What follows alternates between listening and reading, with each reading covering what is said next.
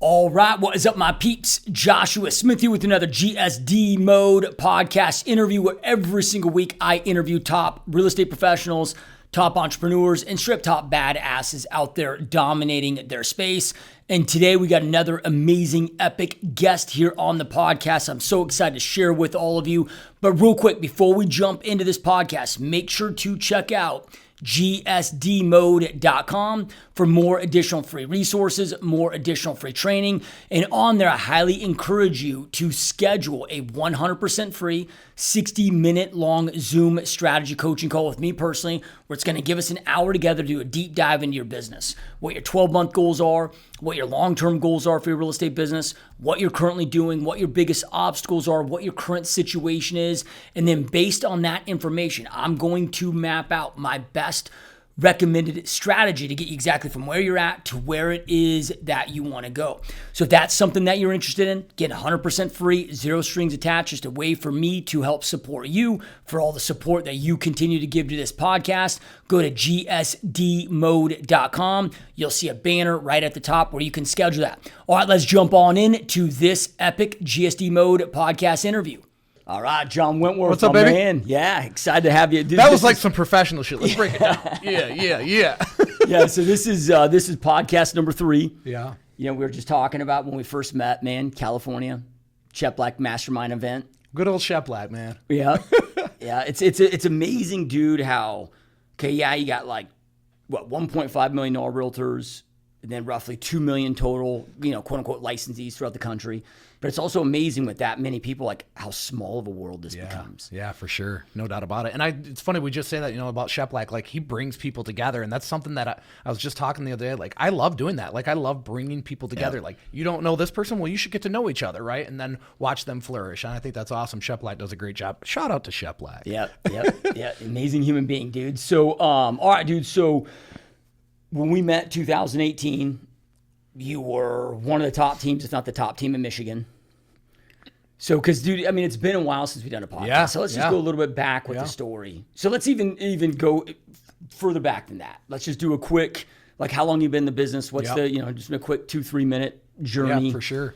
So, I mean, I'm always, when people say, when did you get licensed? I'm like, shit, I don't know. Because time to me like that, I honestly don't know. I know as I grew our business, I went independent in 2018. Right. Prior to that, I was a realtor, started when I was 35, just slowly, like I was just trying to eat. I never had a vision of building this team or any of these things.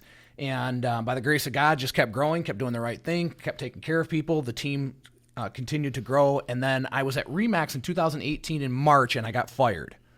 And that's when we went independent, because at that time, honestly, we were already kind of independent, right? I mean, we had our staff, our team. There was probably 10 or 11 of us at that time. And I was always getting asked, when are you going to go independent? When are you going to go independent? People would come to the office, say, oh, shit, I didn't know you worked at RE/MAX, And I never wanted to do that out of ego, and I never wanted to chase that because it didn't really mean anything to me. I just wanted to do whatever served the team and the community best. But and so when people would ask me that, I'd say, whenever it's God's will, that's when I'll do it. Yeah. And he shoved me out of a window. I mean, literally, I got fired. And Friday, they were giving me a bunch of flack. Monday, I got fired. And it was funny because one of the guys that joined our team joined that day, right? Like, he left RE/MAX to join. He just moved his desk down, like going from this suite to that one. And I remember saying to him, bro, if you want to go back, I get it. And he's like, no, I'm here for it. And so that was it, man. 2018. Yeah, and that was like right after we met. Yeah. Because I remember, dude, you texted me like the day that was going down. Like, since you walk in the office, things are locked down. Hey, you're severed. Really, essentially no notice.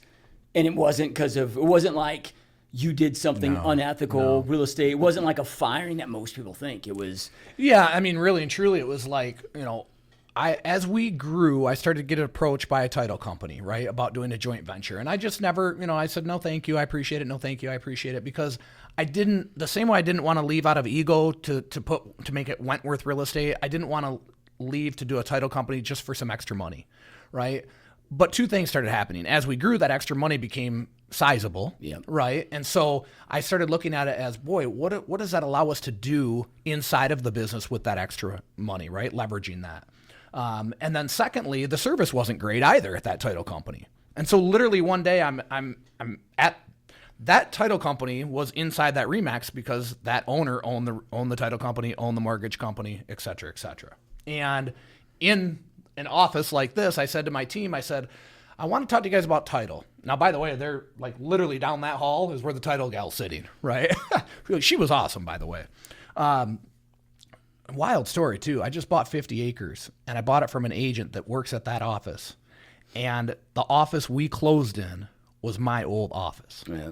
Dude, like, so you had like to walk my in there space. and... It was great. And I had my daughter with me and I got to explain that to her going there. I didn't know I was going to end up in that office. I just said, where this is where I used to work, blah, blah, blah. Did you see the owner? No. I never saw him. I mean, he was never there. He had like 6 or 7 offices. We're low maintenance. We just did our own thing. Yeah. But back to the question that I asked everybody on the team, I'm like, if you had one deal and the most important piece of this deal was going to be the title work, what company would you choose?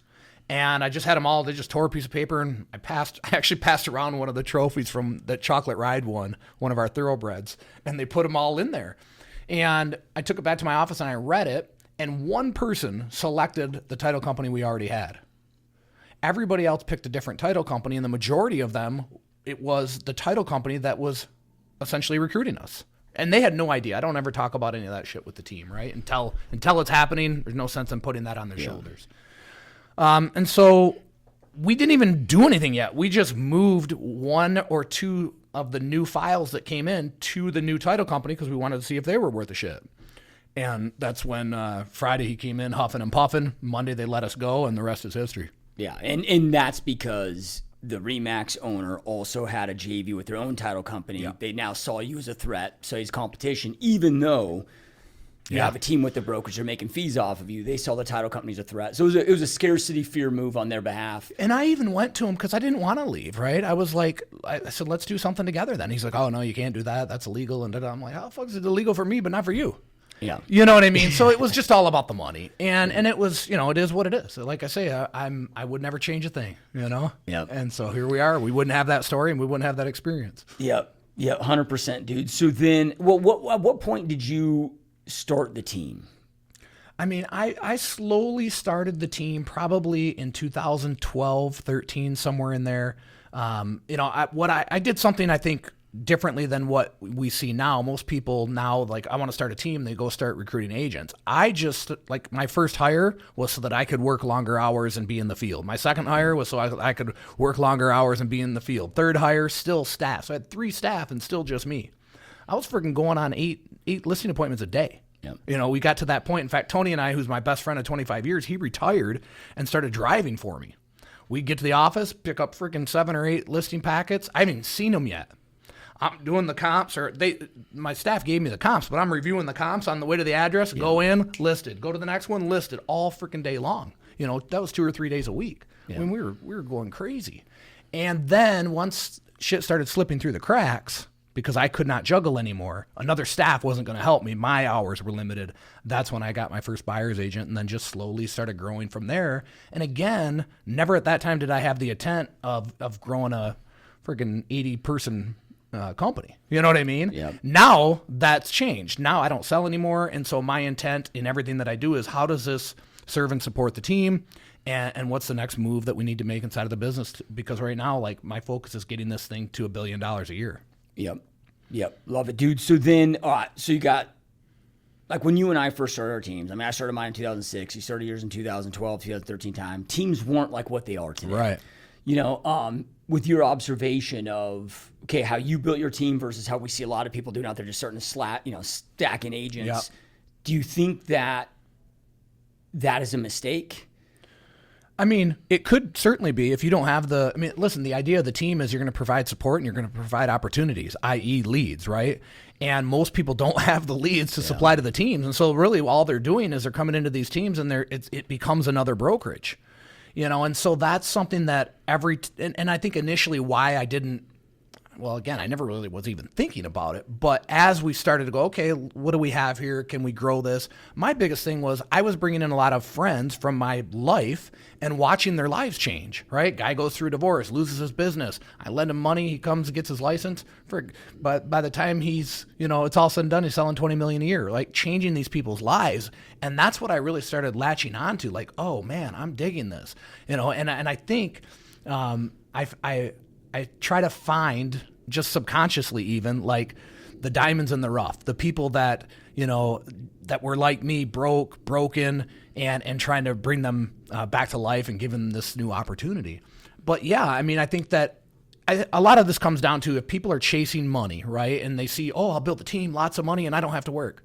Well, you're missing the boat on that, because you're going to work more than ever. You're just working differently, right? And so, but providing the opportunities to the agents, I mean, they don't need a team if that doesn't exist. Yep.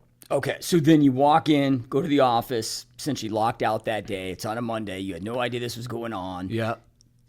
And a lot of times when we get kicked in the teeth, when we're like, oh, those oh shit moments, those end up being the best blessings in disguise, which turned out to be the case for you. How do you pivot from, okay, hey man, I got a team, we got all these deals, we got all these clients, I'm sure you guys had meetings that day, whatever, and you find out, shit, we're locked out of our office. Yeah. I mean, we didn't get locked out. When I went in, he said you have 3 days to get out. Okay. You have 3 days to move. That's still crazy. It's right? still crazy. I drove home and got my wife. My wife, when we met, was a school teacher. And so our personalities are very different, which is a blessing as well. But she's used to, like, this is how it's going to be every day, and that's great, right? And my shit's all over the damn place. So I went home and got her. I walked in the door. I'll never forget. She's blow drying her hair, had her jeans on and her bra, And how women blow dry their hair upside down for some reason. And she looks at me and she's perplexed. And I'm like, I need you to come to the office with me. She's like, why? I said, I just got fired. And she was like, holy shit, are we going to be okay? I go, you're fucking right, we are. But I need you to come to the office with me because nobody knows yet, and I want you standing next to me when we share it with the team. And, I think about this, right? Because in that moment, I think a lot of people would have gone around and told everybody what's going on, and, oh, it's chaotic, and what are we going to do, and oh, my God, and woe is me. I grabbed two of my top agents that were also, again, kids that I went to school with, right? I've known these people forever. I said, here's what's going on. Here's what we're going to do. Like, I put a plan in place before I shared it with everybody else. And so when we went to the floor, we shared it and said, but this is the direction we're going, and turned that into a rallying moment, And so, yes, that ended up being a moment in time, a beautiful moment in time. And to have Jen standing next to me to experience that, super powerful, And so from there, shit, bro, I didn't have a broker license. Yeah. Remember the guy I told you about that just moved that day? He did, thank God. So he became the broker of our company. And, we started driving around trying to find a space. And this is where I think, like, when I look at all these moments in my life, like, when I just let things occur and let God do his thing, he will bring on the greatest blessings, and it's usually in the form of people that he brings into your life. And so often, because we're running 100 miles an hour or we're focused on me, we don't realize these people that come into our lives. And we couldn't find anywhere. There wasn't anything worth a shit. And I didn't want to I was okay if we made a lateral move, although I didn't want to do that even, but I sure as hell wasn't going to move backwards, meaning our location, right? And a buddy of mine, I'm in friggin' real estate and I don't even know this building's for lease. A buddy of mine calls me and goes, hey, I got this building under contract and it's listed by Berkshire Hathaway, who shares our parking lot, by the way, right now. He said, if you wanted, it's for lease also, if you need a place to go. So we put this plan together. I'm going to buy the building. I'm going to take the contract from him. I'm buying the building, but I get it leased first, because if they know that I'm going to move in there, they're not going to lease the shit to me. If they know I'm going to buy it. So we lease it, and it's a 12,000 square foot building. We started at 2,500 square feet, and now we have the whole building except for probably 2,000 square feet, and we need it. But Ronnie Medawar, he said, take it, bro. You can buy it. And so literally I took the contract from him. He sold us the building, and the rest is history. And now that building has turned into a landmark in Fenton. I mean, it's gorgeous. It's right on a corner. We painted the sucker white. It's absolutely beautiful. And and it's full. Yep. You got a gym in it. Yeah, we put a gym in the basement. That's been a huge thing. Like I hire people now. I'm like, depending who they are and where they're at in their journey. Like I hired a guy a couple of weeks ago. He did like 13 million last year, and I said to him, bro, I don't give a shit what you sold last year. It means nothing to me. Your impact here is not how much you sell, and I'm not hiring you unless you commit to coming to the gym 3 days a week, because I could see that he needed it, right? And he's like, oh, okay. I'm like, no.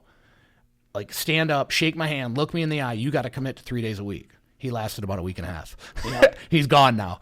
And that's the thing is, like, I think as you grow your business, you get to that place where you realize, like, I just want two types of people in my life. People that I can have a positive impact on, and people that will allow me to have a positive impact on them. Because like we talked about earlier, like, it's no fun coaching people that don't do any of the shit that you tell them to do. And then they still sit around talking about why I'm not going anywhere. Well, because you don't do any of the shit we told you to do, right? Yeah. So how do you identify that? Or is it more of a, okay, because everybody talks a big game. Like, nobody's going to come in and be like, oh, dude, I'm kind of lazy. I'm kind of disloyal at times. I kind of show up late 50% of the times. Is there a way that you found that you can identify it in that initial meeting, certain characteristics you're looking for? Or is it just, hey, when we bring them on, knowing they talk a big game, we just put them through the pressure test? Yeah. I think it's twofold. One is that understanding everybody's that way. At some level, the majority of people just talk. I think that comes from athletics, right? And then especially from coaching athletics. And I always have this mindset too, like, you realize how the greatest players ever are never good coaches? Because they expect that everybody, and this was like a moment, like a light bulb moment for me, because I kept beating my head against the wall. I'm like, these motherfuckers don't want to do shit. They say they're going to do it. They all, when they walk in the door, I'll do whatever it takes. Well, they don't know whatever it takes actually looks like, right? Yeah. But I noticed that, like, the greatest players ever never became good coaches because they expected everybody to be able to do what they could do. And they just can't. And so it's understanding that most people aren't going to do that. They're not going to go that far. And then I think figuring out a way to, to kind of get a glimpse into who they are as a human being and where they're at in their lives, and then encourage them to move forward small steps at a time. And I think that's something that people can sustain. And that's where this gym comes in big time, because that builds discipline. And I think that's allowed me to look at people differently too. I look at somebody that was ripped and working out all the time, like, holy shit. No, what they're saying is they're very disciplined. They care about themselves. They're taking care of themselves, and they've done it for a long time. And in business, you can go tomorrow and make 100 phone calls, but what are you doing Thursday? Right? What can you do and sustain over time? And those people that do that, those are the ones that take off, and they do really well. And so the gym becomes that piece of discipline that builds into their business. Yep. But as far as recognizing it, I think that just accepting people where they're at, I like to get to know people on a very deep level. So when I'm interviewing somebody, what's the most difficult thing you've ever lived through? Yeah. And I'll get some cheesy answer. I'm like, no, like, what's the most difficult thing you've ever lived through? And then I hear stuff and I'm like, holy shit, And so trying to really connect with people, I think, is important as well. Yep. Yep. All right, dude. So I want to get deep into the team, the growth you guys are experiencing, all the things that you're doing. But before we do that, dude, I'm really curious, man, this is a very, very challenging market, right? Even more so than what I experienced during the great financial crisis, meaning that I have more people reaching out to me now than ever before, where their business just went off a cliff. They're struggling. NAR recently came out with their stat that 71% of realtors didn't close one single transaction last year.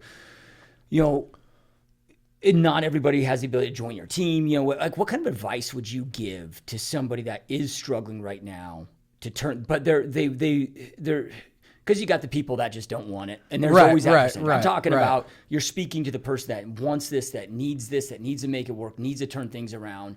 Like, what would your advice be to that person? Well, I think it's you can want it and you can need it all you want and need it, but are you doing the things on a daily basis every single day? Because at the end of the day, like, this is why I think about athletics a lot in comparison to sales, right? Because at the end of the day, we're in sales, and the numbers don't lie.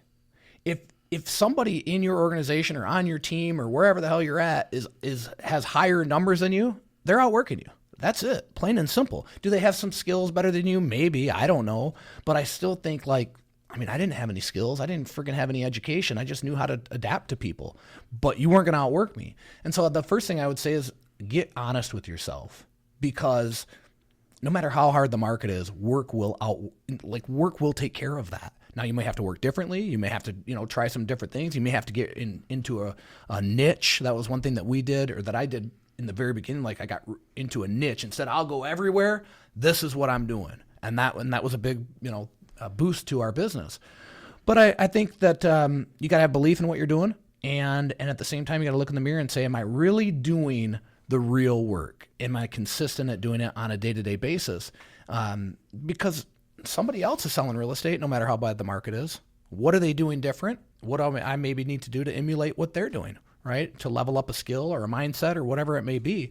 But at the end of the day, I just think like, okay, cool, the market sucks, but it is what it is. And what are you going to do about it? And the one thing that always wins is work. Yep. Yeah, I got myself, and I got some unhappy comments, emails, messages, because I did a podcast recently about this topic. And I made a comment, I probably could have worded it better, but it was something like, dude, if you didn't close one single transaction in 2024, like, you should get you should fucking not be right. And I said something like, okay, you're not trying, or almost to the point where you have to intentionally be trying to not produce. And maybe I could have worded that different, but I'm like, okay. Listen though, if that struck a chord with somebody, it's because it struck a chord with them, because it's them. Yeah, life is a mirror, right? Yeah. Like, it's like nothing that you or I say can actually offend somebody. It's unless it's true. But with that, and I guess where my mind's going with this, I'm like, okay, if I'm in a situation where I haven't closed any deals, right, and I really want to make this work, just like I did when I first got into business, dude, like I was doing an open house every single day. And I'm like, how can you do an open house? If you do 7 open houses a week, or even 5 a week, or even 3 a week, right? If let's just say you're part-time and you have another job and you can only do 2 or 3 a week, I'm like, you put in that level of effort, you're going to be popping deals, even if you're terrible at the open house. Yes. And so then the truth is you're just not doing the work. I mean, we have a guy, our rookie of the year last year, right? He did 11 million his first year on our team, has only been in real estate about 16 months. That's a big number. He did 52 open houses. You know what his commitment for this year is? 76. Yeah. Right? And how many did he sell from there? I don't know. How much did he learn though from doing them? How many relationships did he build for the future? Like, all of those things matter. And yeah, I used to do 2 open houses on Saturday, 2 open houses on Sunday, and I took Christian, at that time he was friggin' 10 with me, and I was in the hood. Like I was Flint and Atherton, like not a good area, and now these people walk into our team and they're holding friggin' open houses at $500, $600, $7,000, $100,000 houses. I'd be in those suckers all day, every day if I could. So I think at the end of the day, they got mad because they know the shit's real. If you're not doing the work, you're not gonna sell anything. Yeah. And so that's an example though, right? Like when I say work, okay, what's an avenue of work? Open houses, making phone calls, follow up, video, Facebook. Like there's all these different avenues, and if you're not tapping into all of them and doing them on a consistent basis, well, then you're gonna struggle. Yeah, and then too, I try to be clear on this message always, but sometimes, it doesn't always come through, but it's like, look. Clear or kind? Are you trying to be clear or kind? No. Well, I guess what I'm saying with this is like, I don't care how hard you're sprinting. If you're sprinting east to chase the sunset, you're never going to see it. Amen. Right? So when I say that, okay, like, yeah, somebody could be out there putting in the work, but if they're running in the wrong direction, if they're doing the wrong thing, if they're targeting the wrong people, they're doing it in the wrong way, they're, whatever that may be. I used to see this when I was in the gym business all the time. I mean, I'd see people come in the gym every single day, 5 days a week, working their ass off, but they would never get the diet part dialed in, so they never get results. Now, maybe they were getting some cardiovascular health out of it, maybe, but they were never getting the results that they really wanted because they didn't have an effective strategy. So it's like, yeah, you got to put in the work, but you also got to work. Part of work is making sure that you have the right plan to knowing what to do. Yeah. Well, and in our industry, I mean, if you've been in it a little while, an open house is a very simple thing. Well, but I don't have any open houses. Well, there's an agent in your office that has plenty of listings that would love for you to hold an open house. Like, I think it's that whatever it takes. Like, I'll do whatever it takes, man. No matter what, nothing's going to stop me. I'm going to make it happen. And those people that have that attitude win. Yep. In life, not just in real estate. Oh, dude. So I've very rarely, and I can't even think of a time, I'm sure it's happened, but I can't even think of a time of the 5,000 plus people I've coached and mentored and all the coaching calls that I've done for free where I'm not, they're a paid coach as well. In addition to this, really never met anybody that I can really think of top of hand where leads is their actual problem, right? It's their inability to convert those leads into appointments. Yeah. That tends to be the problem.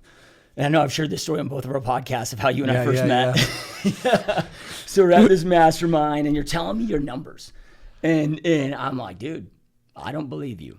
And I don't remember my exact words. No, but straight up, you're like, in your head, you're saying this motherfucker's full of shit.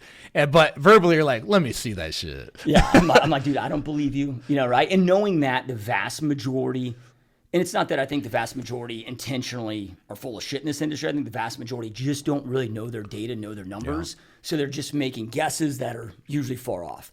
So when you told me your lead conversion ratios, I was like, bullshit, dude, I don't believe you. Right? Then you get on the phone with your operations manager, you pull up your trackers, you pull up everything. I'm like, holy shit. And then I realized, dude, I'm having a conversation with the highest internet lead converter I've ever met, right at this mastermind. Then I had you on the podcast right away. But speaking of that, dude, like what is the key? Because you guys do a lot of different lead sources, right? Like what is the key if somebody is like, hey man, I just can't convert these leads, or because you go in these Facebook groups, dude, it's, oh man, I was doing Zillow, it's a waste. Anybody got a recommendation for effective lead source? I'm like, dude, they're all effective. They're all effective. It's just you have a shitty lead follow-up process, protocol, right? And people need to understand that and know that. And so like, what is the key, dude, from being one of the, if not the, definitely when it comes to internet leads and Zillow leads, highest converters that I've met in the industry, what is the key to effective lead follow-up to make sure you're maximizing the conversions? Yeah, it's a great question. I think there's a couple of things. First would be you got to take ownership of the result that you have, right? And so for us, Zillow, before I met you, we were sucking on Zillow, right? I think we were spending like $7,500 a month, which was a lot, right? We started like 35, 45. You start to, you get leads, you're like, oh shit, spend more. But we weren't effective in the follow-up. And so a manager came to me, one of my managers, like, I'm going to drop Zillow. We're sucking at it. It's costing us money. We're losing money. I'm like, okay, cool. And then he left my office, and I just kind of thought to myself, I'm like, they're on the New York Stock Exchange. There's nothing wrong with them. There's something wrong with us. And so that's the piece, right? Look internally, because it's not that the lead source is bad. It's that your systems are not great. So I literally called Don Pack, well, shout out Don, still was our rep just till recently. I called him up and said, don't cancel. I'm going to take over the whole thing. And I started taking every single lead, and along with an agent through our CRM, if they didn't respond to it within 5 minutes, I transfer it to another agent. And slowly those numbers start going up, right? So the second piece to this is often I think people have too many lead sources. And so they're diluted. And I remember one time, and I was in New Orleans speaking at a real estate conference. And the guy before me is like, you need to have at least 15 lead sources. And I'm like, fuck. You know what I mean? Like, how are you going to convert all of those? And by the way, some of those lead sources are, they convert at 1%. Try inspiring an agent to convert something that converts at 1%, and you may as well cold call. So I kind of put my foot in my mouth because I got on stage and I was like, you don't need fucking 15 lead sources. You need 3 or 4 and then just dominate them. But literally that's what we did. We said, you know what? We're going to strip away all this. And none of these are bad, by the way, right? But for us, when we strip them away, like we're getting rid of pay-per-click, we're getting rid of this, we're getting rid of all of that shit. We're focusing on open houses, past clients in Sphere, Zillow. That was it. And when we got laser focused on those 3 things, the conversion went up. So for me, it's not about adding more lead sources. Now we have a couple, we still only have a couple more.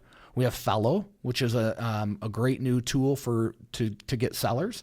But we don't have more than 5 lead sources. With 80 agents. And it's because it's all about converting. At the end of the day, you got to convert them. And if you have too many, you're getting diluted and you're not following up. And then agents get tired of following up when they don't get results. If you give them a lead and they're following up and they get results, they'll call those suckers all day long, right? But when you have too many and the conversion rate is very low on them, like pay-per-click. And again, I'm not saying it's bad. It converts at like 1%. Well, that's not inspiring. If that's all you got, though, I bet you'll do a great job at it. And that's the other piece. Is just when they get too many leads, they get lazy. So I think that the answer is you got to own it. You got to build a system around it. And that's one thing that we did really well. And so when you saw all of that data, that was a very specific system that we began to build around Zillow. And I think the other mistake that leaders make is they'll get it going pretty good and then they'll jump to the next one, but they don't have a solidified system to continue to follow the first one. So they go to number 2, they get number 2 better while number 1 dies off. And then you multiply that by 10 or 15 and you're fucked. Yeah. Yeah, I love that, dude. Because look, at the end of the day, everything works, nothing doesn't. You know, okay, there's always exceptions to the rule. I'm sure there's something out there that doesn't work, but the vast majority of what we think of lead gen strategies works, right? So then it's taking that ownership, like you do with Zillow, of like, hey, dude, I'm saying these guys suck, but maybe I suck. Yeah, I mean they're on the freaking Which New York found out Stock to be Exchange, true, right? Yeah, 100%, 100%. And now look, you know we're one of the top Zillow teams in the country, and what a blessing that's been for us. And you know, like, think about that. We damn near quit it. Yeah. You know, if I would have stuck with an ego and been like, oh yeah, they suck, we wouldn't be sitting here. Because I wouldn't be on our way to friggin' $1 billion in sales, which is why I'm in town for this conference. You know what I mean? Like, none of that would be happening. So taking ownership of everything, I mean, we know, right? In life, taking ownership of everything is the only way to fix anything.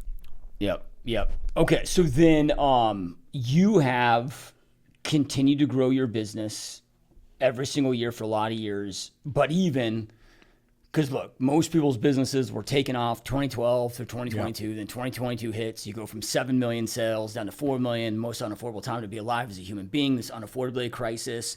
And I've heard a lot of team leaders say even like, dude, if you're just maintaining, you're doing amazing in this market. And I get where they're coming from that because most businesses down 40, 50, 60%.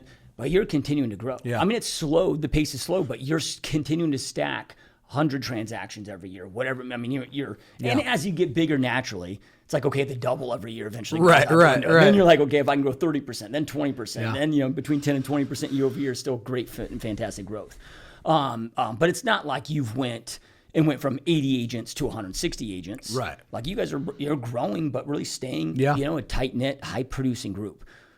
What has been the key to growing and probably, I heard somebody I really look up to and respect that's a badass in this industry that's been doing it for about 3 decades now. And he made a comment that this is the hardest real estate transition that we've seen since the Great Depression. Wild. And I don't know, I wasn't alive back then, but I know it's the hardest that I've seen in my 20 years. You know, because like the great financial crisis, dude, it's like the Band-Aid got ripped off. It was so fast. But then also we had so much deflation where we didn't have the affordability crisis that we have now. Now it's like people are getting crushed in all these different ways, and it's just a different magnitude of obstacles that we're facing. You know, so what has been the key, dude? Culture. I mean, at the end of the day, the culture that we've created inside of that building is the driving force of everything we do. And I could say this system or that system. Now, listen, Zillow Flex has been huge for us. Don't get me wrong. But you have to have the people to service it. You know what I mean? And so the culture that we built inside of our building, I think, and, you know, I don't want to say who else would say this, but it's the best there is. You know, and I think that comes down from humans first, sales second. And just the little tweaks we put in the gym in. I mean, I hired a dude from the gym that also does counseling, like just these little things that are more humanistic prone than business prone. Really solidifying who we are, and I think also getting everybody to buy into that and understand where we're going. Like, what's the vision, right? So that they all can see their dreams coming true inside of what we build. So we're all building this thing together. And because it'd be easy to say, you know, leads and this and that, but most companies out there have all that. Yeah. Right. So then what's the true thing that separates us from everyone else? And that's the culture. And culture is it's like I was explaining this to one of the guys that I coach because I do business coaching, right? He owns a glass company. And it's like, you know, a freighter and the freighter turning in the water. It takes so long for that to happen. But once it turns, it's like, that's the switch that goes off all of a sudden. And for us, we've always had a really good culture, but getting laser focused on like, I think about when I quit drinking, right? And not that I've never quit drinking before. I just quit drinking forever this time. And I have to think that the people in the organization are like, oh yeah, here we go again. He's quit drinking, right? So I know he's going to go fucking wild for a couple of months and then it'll dissipate. But that boat just kept turning and they kept seeing, and now you've got all these people in the gym. You've got people on our team, hardly anybody's drinking anymore, right? Like that whole thing has shifted, and because of that, everyone's aligned and on the same mission. And I mean, wanting 95% of our agents did 5 million last year. I mean, crazy, right? And these are people that have not been in the business very long. So that culture piece is everything. But at the same time, you still have to have the business knowledge. You still have to have, a vision. You still have to have the mindset that you're going to execute and grow. But growing the people, man, that's been the biggest thing. We've never chased realtors based on what they sell commission-wise. We try to bring people in. I think we were talking about this on the show that I feel like I'm always looking for the same person that I saw in me, right? Somebody that's broken, but has a tremendous work ethic, or that is coachable and moldable. And those people come in and they buy in. And when they join, people on the team help them. And by nature, then, as they're 2 or 3 years in and new people join, they help them. So there's just this continual, this continuum of goodness going on all of the time inside of the building, and everybody inspires everybody. It's like, I kind of came up with this a few years ago. I'm like, high performers, I know for me, I don't want to be around people that aren't high performers, because we can feed off of each other. And again, this goes back to athletics, right? And so that mindset, and then preaching that all the time, I think that really forces people to level up. Like, if I'm going to be here, I know I got to work. And I don't know, man, it's just been crazy. It's been a blessing. And it all goes back to the people. It's all the people. So if we because we get a lot of team leaders, broker owners that listen to this podcast, if they're like, dude, my culture sucks, or it's not anything like it needs to be. Yeah. Where do you start? How do you start? Because that word gets thrown around. I don't think a lot of people even know what it really truly means to the core. So true. And I'm glad you asked that, because I think about that, right? Like, this word is used, the culture. The culture has to be like tangible, like you can feel it. You know what I mean? And where would you start? Taking ownership, just like we always say, right? Taking ownership of it, because very few people, there's probably a lot of people that'll hear this, that their culture isn't that great, but very few will actually say, I need to focus on this. And this is one of the things too inside of the business coaching that I do, is like, so often people will have a decent business, but we need to go back to the foundation. Because if you're going to actually grow this thing, you're going to have struggles along the way. Like, you're going to have challenges. People are going to quit. All these things are, yes, going to happen. But if the culture is great and everybody's aligned and the foundation is strong, just like a home, then you'll endure those things and you'll move right through them.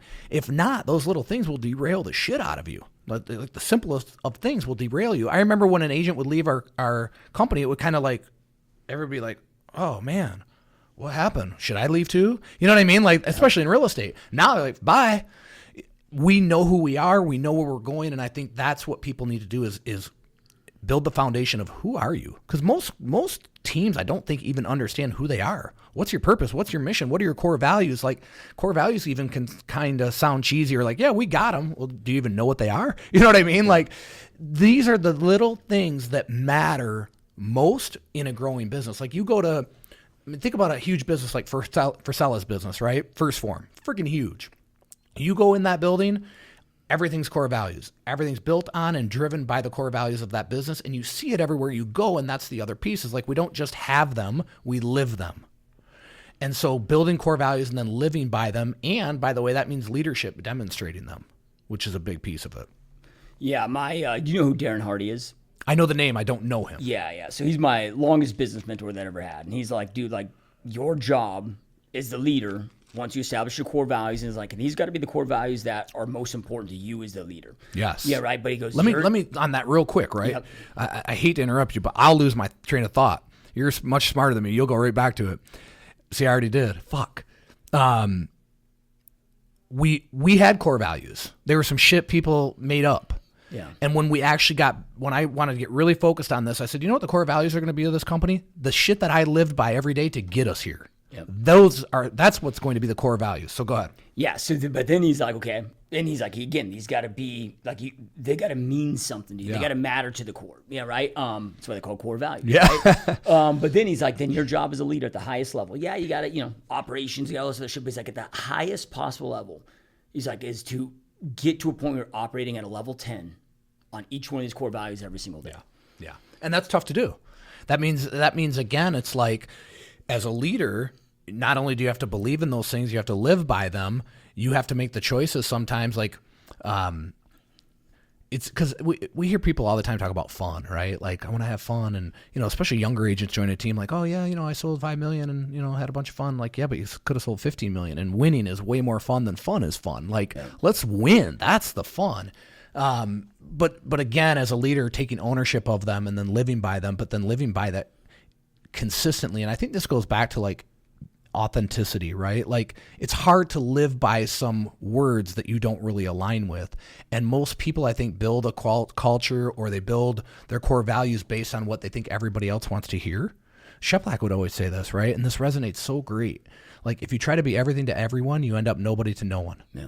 And so I think one of the things also as we've grown is I've figured out who I am. I don't give a shit if you like it or not.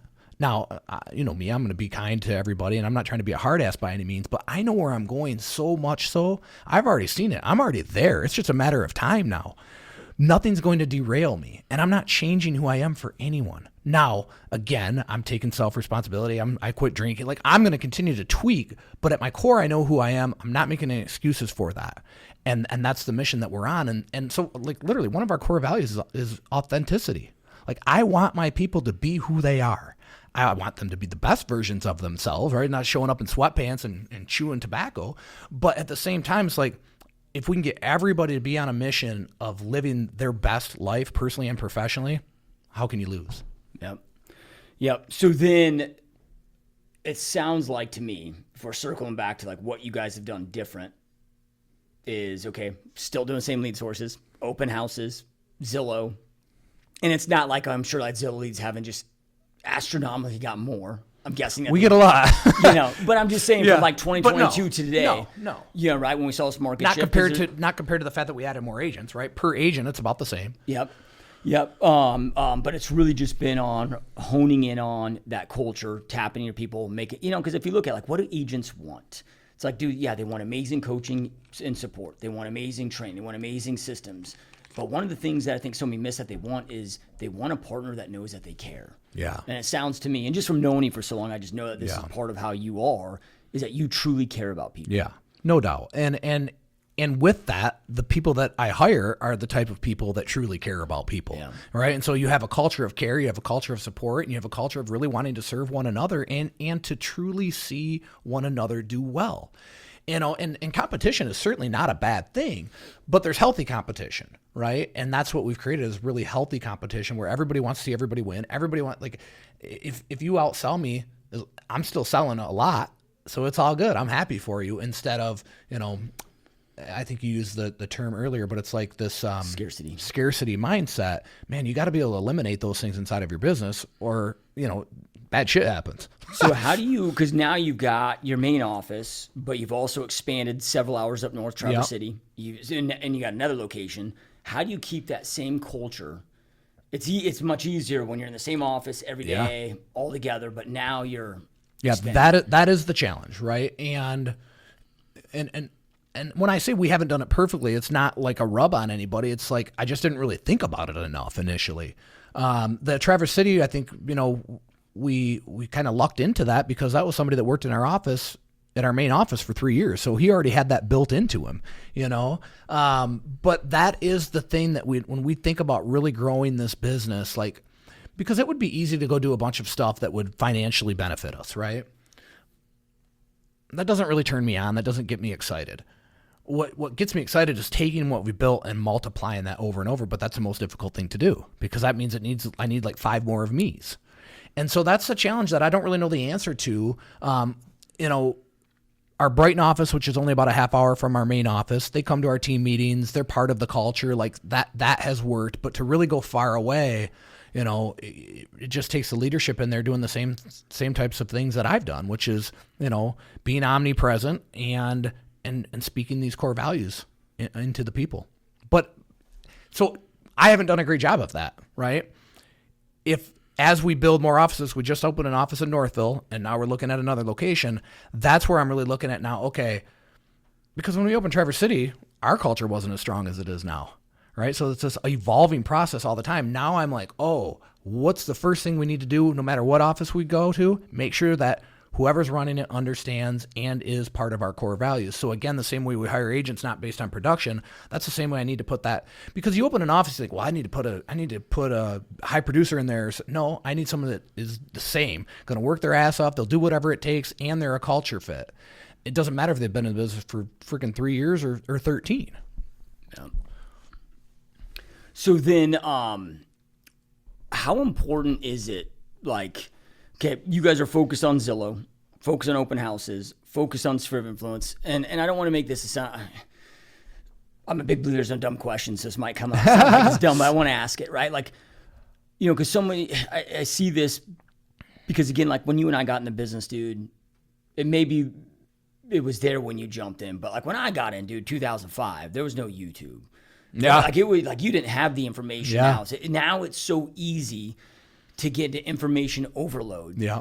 And I'm like telling people, I'm like, yeah, I'm not saying to not do the information, but like take an hour, learn this thing, but how you're really going to learn is like by doing it. Yeah, right? So how quickly, like you bring on a new agent, how quickly are you toss them into open houses? How much preparation is necessary before they start actually executing on the thing? Yeah, it's a great question. And that honestly was one of our weaknesses for a long time, was onboarding and kind of that first 30 days, right?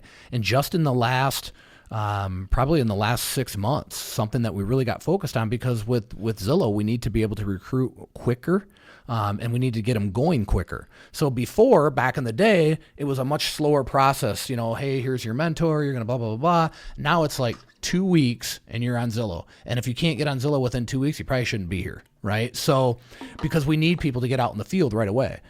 And so it's just always evolving, and you're always tweaking it because everything's always changing inside of real estate.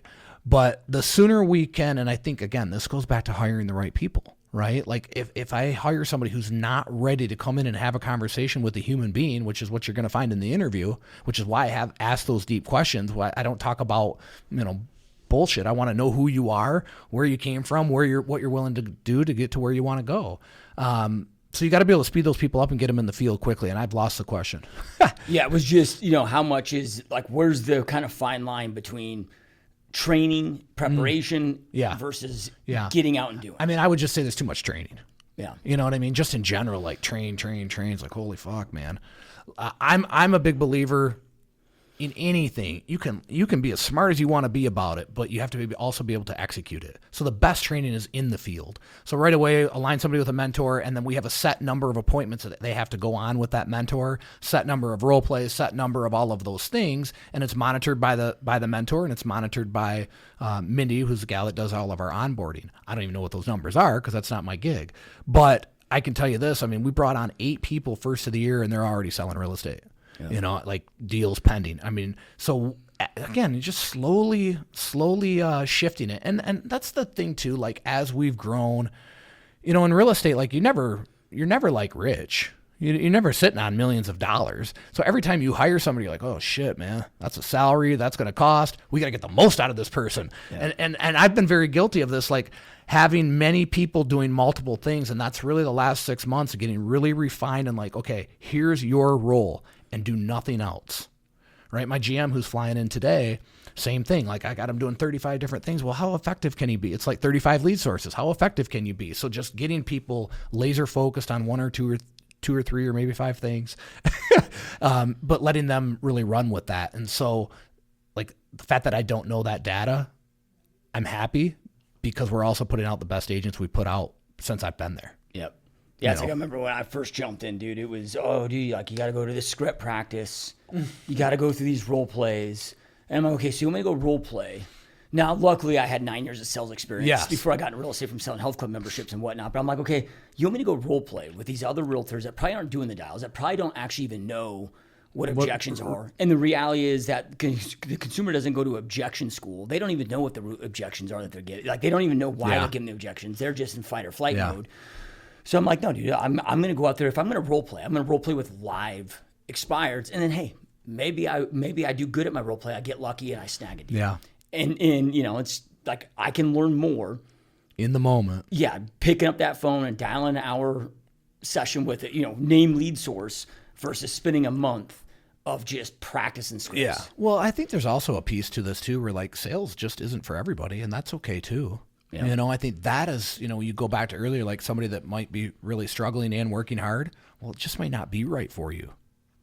And sometimes that's a tough thing to face, but it's very true. Like when I got into real estate, I had no training. I had no education. I failed the real estate test 3 times, by the way. Like I knew jack shit. I went to TJ Maxx, put shit on layaway. I had 1 white shirt and 2 ties. That's what I wore every freaking day. And I say all that to say this, like, nobody taught me what to do, but my life experiences created me to be a chameleon. I could fit in anywhere. You know what I mean? If I need to go hang out with preppy kids, I can do that. And if I need to go sling some illegal shit, I can do that too. And so that prepares you. Your life experiences prepare you for sales. And maybe not everybody is good at sales. I do think there's a middle ground also, right? Where you can be effective, but you're not going to be great. Great people that are great leaders, great in sales, are great people. You know, they're great with people. They're great people person. And, you know, our life experiences, I think, are what shapes that. Yeah, when I'm trying to recruit an agent, dude, like, I almost try to scare them. Like, Yes. when I say, like, especially a new agent, yeah, right? Because I feel that, and I learned this from one of my buddies, Phil Duke, who's amazing operator, amazing broker owner, and he's like, look, he goes, I feel it's my responsibility to let them know up front, like, if this isn't the industry for them, to save them that heartache, that pain, that money, where maybe they should just stay in the corporate world. Yeah. You know, because so many people get in of, well, why'd you get into real estate? Well, we bought a home, we saw what a realtor did, and, you know, I thought I could enjoy it. I like houses. You know, I like house, I love HGTV. And it's like, okay, that's going to be about 10% of, and that's the fun part. You saw the fun part. The part that you're not going to see is the 8 hours a day that you got to spend in lead gen, lead follow-up, rejection, you know, to go out there and get that customer and get that client, you know. But then from there, it's like, can you follow a process? Can you follow, you know, and I'm looking for that. Dude, are they lighten up? Like, because everybody wants, I want to make 100 grand, 200 grand. Yeah, right. Okay, I deliver the roadmap. Here's what it's going to look like. Here's what your day is going to look like. You know, are they lighting up or are they shutting down? Like, oh shit, this is harder than I thought. I mean, we literally, like, I started putting this out on social. 100 grand in your first 14 months, or I'll pay you the difference if you follow the roadmap, if you actually do the game plan. And one guy, the guy that was the rookie of the year, who did 11 million, I think, that did 52 open houses, he followed the game plan, but he still didn't execute it to a T, right? And so it's like, I don't know, man. I think so much about, like, the work that's getting done in the trenches when no one's looking, right? Like, even us sitting here, I mean, people, you know, see our company as big as it is. They see billboards and all this shit. They don't know that for 3 winters in a row, I took a second mortgage on our house to keep the doors open. Like, they don't see that stuff, right? And so that's called doing whatever it takes. And honestly, I mean, I think the truth is most people aren't willing to do whatever it takes. Yeah. They're not. Yeah, do you think that, because, like, I mean, there's so many that I talk to, and it's, I think there's, being an individual agent's good for some, becoming a team leader is good for a much smaller percentage, but I think there's a bigger percentage out there that really need to, at least for some time, be on a team. But there's that ego play, where it's like, dude, I don't want to be on a team, but it's like, man, like, to learn the ropes, and there are a lot of shitty teams out there too. Yes. Yeah, right? So it's important to make sure that you join the right team, you do your due diligence, and just because you joined a team and had a bad experience doesn't mean every team's now that way. People might be like, oh, this is 2 team leaders talking this. But, like, look, if you're not in my area, you can't join my team. Like, this is something I truly believe, because you are going to learn the right fundamentals. You're going to learn the foundational items. Bro, if I moved to Arizona, and I needed to sell real estate again for a living, I would not go fuck around and try to sell it on my own. I would join a team. Plain and simple. And I would crush it, right? So the idea, like, because I do think, you know, you asked earlier, like, when we first started teams, how different it was. I mean, I remember going into people's homes and go, a team? What's that mean? You're a team? You know what I mean? All they knew was the brokerage. Now teams are the dominant factor in every market. There's one team that dominates. Depending on the size of the market, there might be 2, right? But there's usually one. It used to be there was one agent at each brokerage that sold the most. Now there's one team that outsells all of the brokerages, right? And by the grace of God, we're that one. But I mean, I see this all the time too, where you said ego or it's easy or whatever gets in their head, and they fuck off and go do their own thing, and they go from selling 20 million to 5. Well, that didn't work out real well, right? And so we've had that experience too, where people have left and come back. You know, and depending how they leave, I'll welcome them back. We had one gal that left, one of our top agents, and came back, I don't know, 6 months. Shout out Jess, and welcomed her back. We had another guy leave, lied, embellished, told a different story than the truth. No shot I would ever let that person come back, right? And another guy that, I took this job and I got a salary, wasn't true, then wanted to come back. Nope. You know, so I'm forgiving for the right reasons, but I don't know. I'm a little off track there, but you got to join a team, man. Especially if you're new in real estate, crazy not to. Yeah. I always think about this too. Like everything takes time, right? Well, you can condense that time by joining a team. It's like growing your sphere of influence, right? Or your past clients. Well, when we started, that took years. I mean, that took a long time. Now with like for Zillow, for example, like people, oh, the split. Bro, you go sell 40 Zillows for 3 years in a row, you're good. You know what I mean? You take good care of those people. You got your sphere and past clients, you're good, man. Yep. Where it used to take us 8-10 years. Yep. I was just talking with one of my coaching clients the other day who's in Florida, and I can't remember the exact number, but it was a good amount, something like, I don't know, 40, 50 deals a year that she's doing, consistently. And I asked her, I'm like, how's that business coming? She said, all sphere of influence. Yeah. I'm like, well, how'd you build that? And she was like, dude, I was on a Zillow team for 7 years. Yeah. Right. Build all that up. And she still takes some Zillow, so she's still with the same organization. It gets a Zillow opportunity. She just doesn't need to take as many of them. Right. Yeah. Right. And this is what I'm always telling people, man. It's like, you got to obsess over lifetime value of a customer. Yeah. Right. It's like, don't look at this customer. Let's just say it's 10 grand, or maybe you're on a Zillow Flex team, maybe it's 3 grand. Right? What you need to be obsessed over is, okay, if you play this right through the longevity of your career, that customer should be worth at least 70 grand to your business. But this goes back to, 2 team leaders saying that who's have shitty splits or shitty whatever because of, Zillow or whatever lead source. To me, like, I never cared ever about the money, ever. I cared about the relationship. The relationship is the value, right? And so when we talk about, well, I don't want to pay a Zillow. I don't want to take a lot of Zillow because of the split. All right, so don't. Meanwhile, the guy that just started here selling $800, $900 million homes, and by the way, that's going to be his future client base. You're still over here selling your $200,000 houses because you won't take this because of a referral fee instead of seeing the value of the relationship and of growing your business in that sense. But that's just, I think that's that short-sightedness, little thinker, big thinker. Big thinkers build relationships. Big thinkers think 10 years, 15 years. Little thinkers think right now. Yep.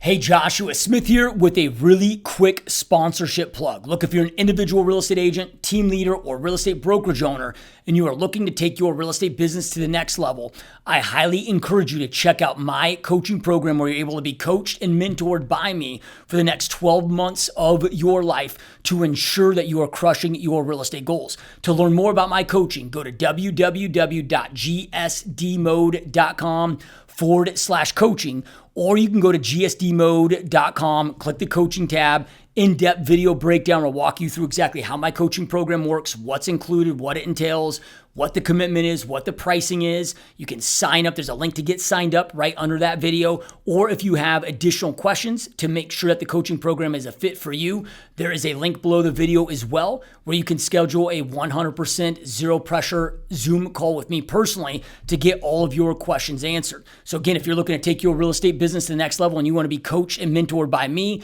and are looking for hands down the most effective, but at the same time, the most affordable, where my coaching program is less than your daily Starbucks budget. So the most effective, at the same time, the most affordable coaching program in the industry. Again, go check out gsdmode.com. All right, dude, so one last question on the Zillow stuff. Then I want to get into, you've mentioned your business coaching, want to get in a winner's circle. Then I want to talk about sobriety, health and fitness. So got a lot of ground left here still. But when it comes to Zillow, dude,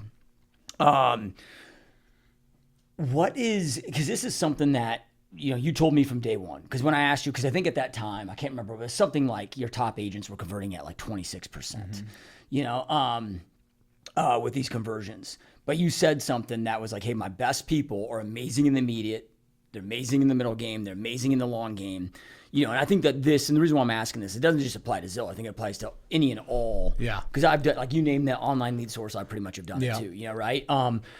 Walk us through okay, what does it take?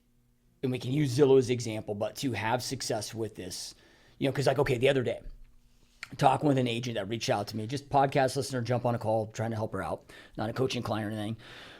But she tells me, she goes, hey, I follow up with the leads that I get 4 times, then I get discouraged and I stop. Yeah. And I was like, dude, I get it. Mm-hmm. I get it, man. But you might as well just not even spend the time, money, energy on that lead source, because 4 times is just not enough. So kind of walk us through what that truly takes so people know what the right expectations are, whether it be Zillow, Realtor.com, Or then when we start looking at Google pay-per-click or Facebook, they have a longer term nurture lead, so you've got to do more of it. Yeah. Well, I think, there's a lot of different scenarios there, right? But in general, I always look at this land, air, sea. Are you doing everything, right? So for me, and I even do this now, I just don't do it with the leads. Well, they're leads, but they're different type of leads, right? Business relationships, coaching clients. I'm building a barn right now on our 50 acres. The company's in Pennsylvania. Text with the owner, send them a video. Like everything to me is like, what's the next thing I can do? So you called the people, they didn't answer. You left a voicemail or you didn't. Doesn't matter. Neither are effective. Did you send a video after? Did you call them again later that day? I think that what realtors need to remember is when you're calling these people, guess where they're at? Work. You know what I mean? Like your time of work is their time of work, but they're not sitting around waiting for the phone to ring. They're doing whatever the hell their job is. And so knowing like calling in the morning, calling later in the evening, I think can be effective, but also like going back to this barn analogy. So this company's in Pennsylvania. And about 4 months ago, I started this process of, online, what's it going to look like, how many stalls for the horses, et cetera, et cetera. And I kind of got like the communication started slowing down in between revisions. And I found myself wanting to be sold. And I think this is the other piece that agents don't understand is that there is a time when people need to be sold and you have to recognize it, right? So whether obviously I'm getting them on the phone at this point, but that piece is like, if your intent is good, and I think this is what's really important, and we're a lot like if your intent's bad and you're chasing money, you know it, so does the client. But if your intent is really good and you believe in what you're doing, you'll do whatever it takes to get it done because you understand that that's of service to the client. And so for this barn, like the analogy was, I needed that person to keep shoving this on me. It's something that I needed and wanted to do, but they were kind of so lackadaisical on it, it made me lackadaisical on it. So I think just understanding what the mission is when you get into making all of these phone calls and then having a plan behind it as well. It's like when I go back to land, air, sea, calling 4 times, as you said, it's not enough, right?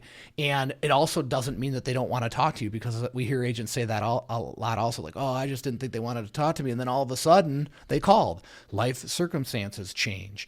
But I think just having that servant mentality when we're reaching out to these leads and building relationships again and understanding that the more people you do with, the more relationships you build, whether they buy now or 6 months or 1 year or 5 years from now, if you're the one building those relationships, you're the one that's going to get the business. Yep.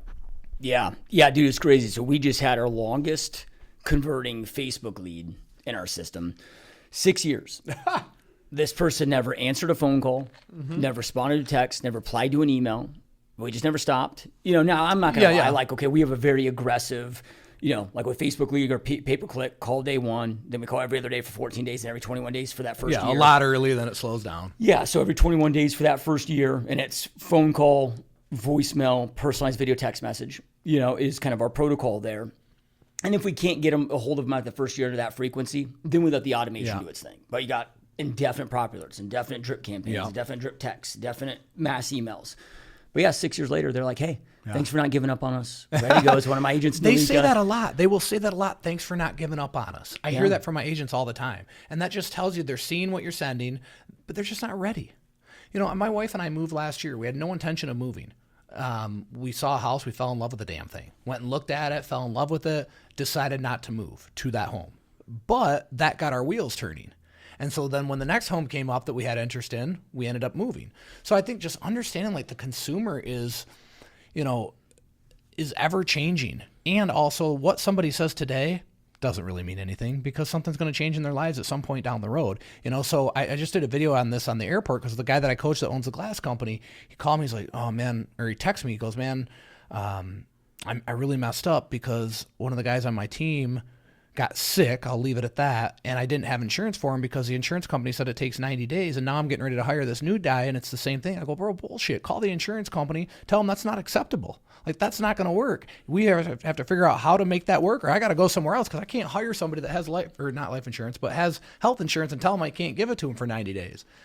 He makes a couple of emails, a couple of phone calls, calls him back. Oh, yeah, they could have done it the whole time. I'm like, yeah, but they're not going to tell you that because they're not thinking the way we need to be thinking. So it's the same thing. Like, you cannot take no for an answer unless it's There's one scenario you should take no for an answer. Yeah. So, and I always say, like, when it comes to sales, dude, it means no, not right now. Yeah. Like, and so many people have such a difficult time with rejection. And I was the worst with this too. Like, dude, wanted that feeling of significance when people reject me, I feel like my heart was breaking. So I get it. But it's like, dude, it's a no, not right now. It's not like they're not saying, no, I can't stand you. I don't want to work with you. It's just, dude, they're not ready. Well, they always say it, right? Every no is one step closer to a yes. Yeah. And I feel that way in business too. Like, I think that the difference between a leader and a great leader is that great leaders embrace fail, right? Like, they know that every time I fail, I'm closer to getting to wherever it is I'm trying to go to. And average leaders, they hit a wall or have a failure, and it actually sets them back. Like, they get down, they get stagnant. Where great leaders, like, sweet, now let's go do it again. Let's figure out a way to get it done. Yeah, it's fun. I was talking with Ariana Preha, a good friend of mine, and had her on the podcast recently. And she's like, yeah, her last business, 9-figure exit, and she's just a freaking amazing rock star. She goes, yeah, everybody sees that. She goes, but they didn't see the 13. I can't remember. I'm throwing 13 on my ass. I can't remember what she said in the podcast, but she's like, they didn't see the 13 that I failed, that I had to, had to close the doors on. Yeah, right. I did an audit last year.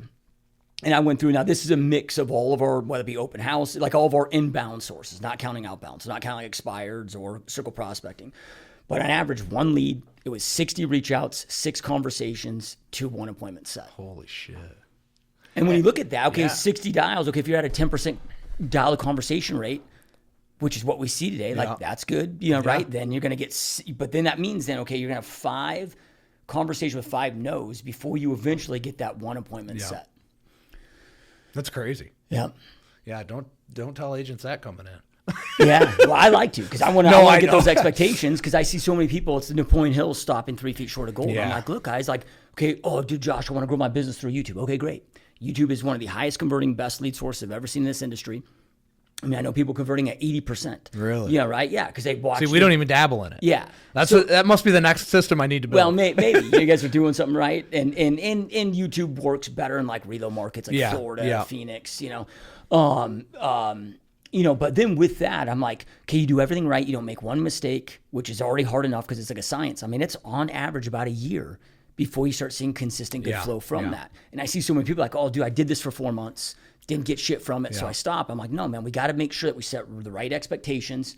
So I'm always asking people too, is like, how quick can you go without a paycheck? Yeah, 100%. You got to have 3 or 4 months ready. Yep. And then once they tell me, like, oh, I need 4 months. Okay, well, we're going to need to do prospecting-based methods. Yeah. Yeah, right? Or if you have a Zillow Flex account, okay, you probably get them a payday before then too. Yeah, right? But I'm not going to be delusional, be like, oh, yeah, you're going to go through Facebook or Instagram or YouTube, and you're going to run out of money before you see the fruit of those labors. Okay, dude, so talk to us about the business coaching, man, because like you mentioned the glass company, so this isn't just real estate. I have one real estate agent. Okay. And just by, I haven't marketed, I haven't put a whole lot of effort into that. I just really enjoy it. And I think when I strip everything away, like, as you mentioned earlier, like our team is always growing, but it's not like there aren't 10,000 people on the team, right? And that's the impact that I want to have. I want to have as large of an impact as I can. I want to develop people and change lives. Like, that is my mission. And so the mastermind's given me that platform, right? It's internet based, et cetera, so anybody can be on it from anywhere in the world. Not that we have anybody on it from anywhere in the world yet. But I've had a lot of fun with it. It's also, again, my sobriety. It's one of those things where now I'm focused, I have time. But one of the really interesting things is like all these crazy things that are in my brain, I've had to figure out a way to articulate them. So when I'm preparing, because I teach a lesson every Monday, it's an hour long, it's via Zoom. And then we have actually, what the hell day is today? 14th. Yeah, the 22nd. Oh yeah, it's Valentine's Day. Yeah. Happy Valentine's Day, baby. The 22nd, we have a mastermind at my house, and we sold that out. And I'm just really enjoying it. And even the coaching, like, helping these people, one, they have to get the mindset piece right. And then 2, and this is what I didn't know, but what I really like is like the people that are willing to pay you will do the work. Yeah. And that's the difference, right? And so you can make such big strides so quickly because I'm giving somebody something to do inside of a week and they're executing it every day inside of that week, where, inside of a team or realtors, like, it's like you have to this constant nonstop, like these are the things you got to do. You got to follow the fucking plan. You got to do the roadmap, as you say, right? People that are paying you, they're doing that shit, right? So I've just really enjoyed it, man. And watching the impact that it's had on people has been awesome. So loving it. Yep, that's awesome, dude. Yeah, it's funny, man. It's because people don't have skin in the game. Yeah. I initially, when I started my coaching company, now mine's specific to real estate niche, but I had a few friends, long-term friends that I comped the program for. Yeah, right. Not one of them did a damn thing with it. And I found it doesn't need to be a ton of. It doesn't need to be high ticket. Something. It's got to be something. If they don't have some element of skin in the game, I'll tell you because you and I have both probably invested $1 million each into coaches, right, throughout our career. Oh yeah. And the program that I executed on the hardest is Russ Ruffino's high tickets on demand, or ticket on can't remember the name. High tickets on demand. It's how to sell high ticket closings through automated webinars. Hands down, the most now it wasn't necessarily the best coaching, but I got the most out of it. And the reason being, and it wasn't cheap. It was 11 G's, but cheaper. I paid way more for other coaching programs, right? So it was 11 G's, but you had 8 weeks, and you only had 8 weeks to do the courses and execute on it, and then you lost access. I love that. So I'm fucking pulling all-nighters. I'm doing whatever. I put more into that because, number one, you had 11 grand skin in the game. Number two, you were against a time commitment, and that the results were just astronomical. Yeah. Even though I probably had better coaching, more expensive coaching.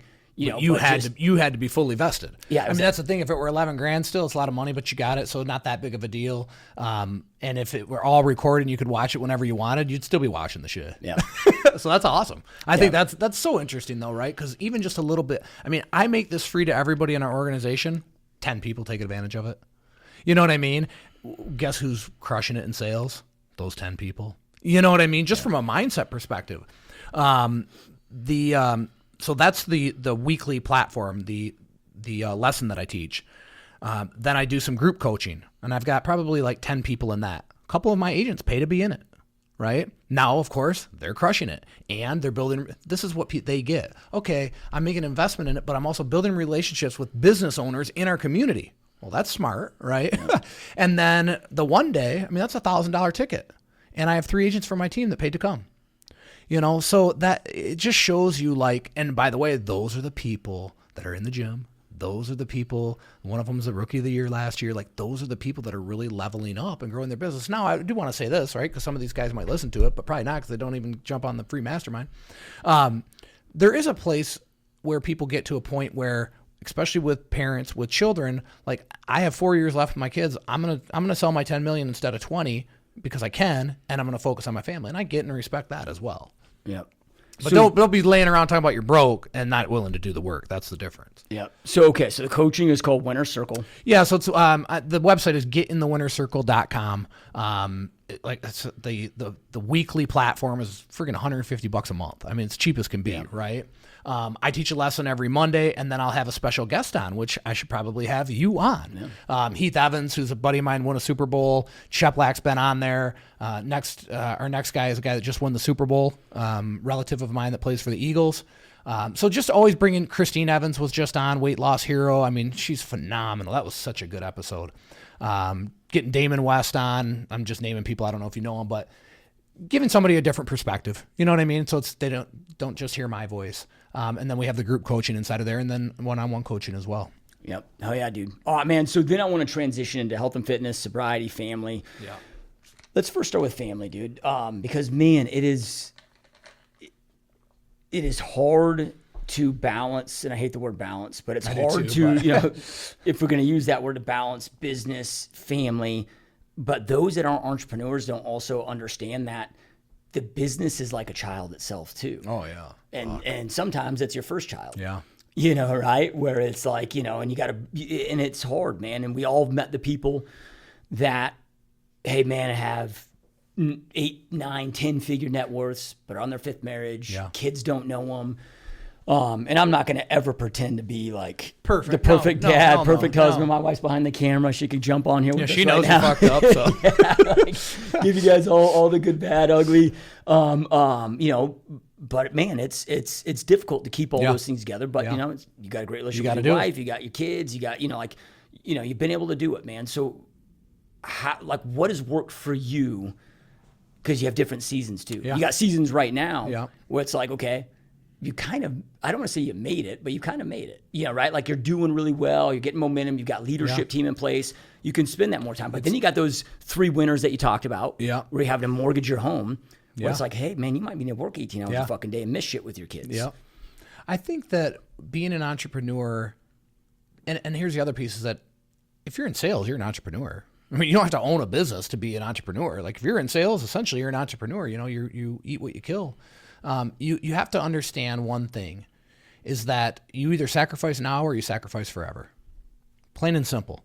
And to the amount that you're willing to sacrifice now, and the you isn't just you, it's your wife, it's your family. Like I remember my wife and I having these conversations. When we met, she was a school teacher in Flint. Probably doesn't pay real good, right? I was already fucking broke. I didn't have a job basically, And so it wasn't like we were like, oh, we're doing okay. We had no money. And it's emotional to think about that, right? You said you've made it. And I think about all the people that said I wouldn't make it. Man. You know what I mean? And, but what does you've made it really mean in the end, right? Because people like us, there is no end. So I think first and foremost, it's understanding that you're going to sacrifice, for sure. The sacrifices that I made now, though, allow me to not have to make sacrifices in so many different areas of my life, right? And so you either sacrifice now or you sacrifice forever. Sacrificing now looks like I'm going to miss some stuff. I'm going to work some crazy ass hours. There's going to be, times that I wish I were at home that I'm not. Not having to sacrifice forever means we never have to worry about money. Anything that we want to do as a family, we can do without thinking about whether we can afford it or not. It allows us to give back to people. Like we just donated $15,000 to Whaley's Children's Center, which is near and dear to my heart. And the things that I missed when my kids were 2, which by the way, they don't remember, pale in comparison to me putting my daughter on a private plane and flying her and her best friend, who by the way, her best friend has never flown before, to Kentucky to go to a horse sale.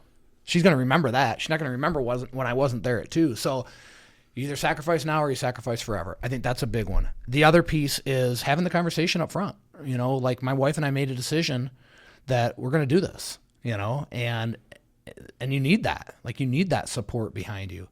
The other thing that I think is just kind of always resonates with me, and you use the word balance, like if you're striving for balance, you're not going anywhere. Yeah. Because balance is like 50-50. Yep. 8 hours sleep, 8 hours work, 8 hours leisure. That doesn't exist. You do whatever the fuck you got to do whatever it is you're trying to do.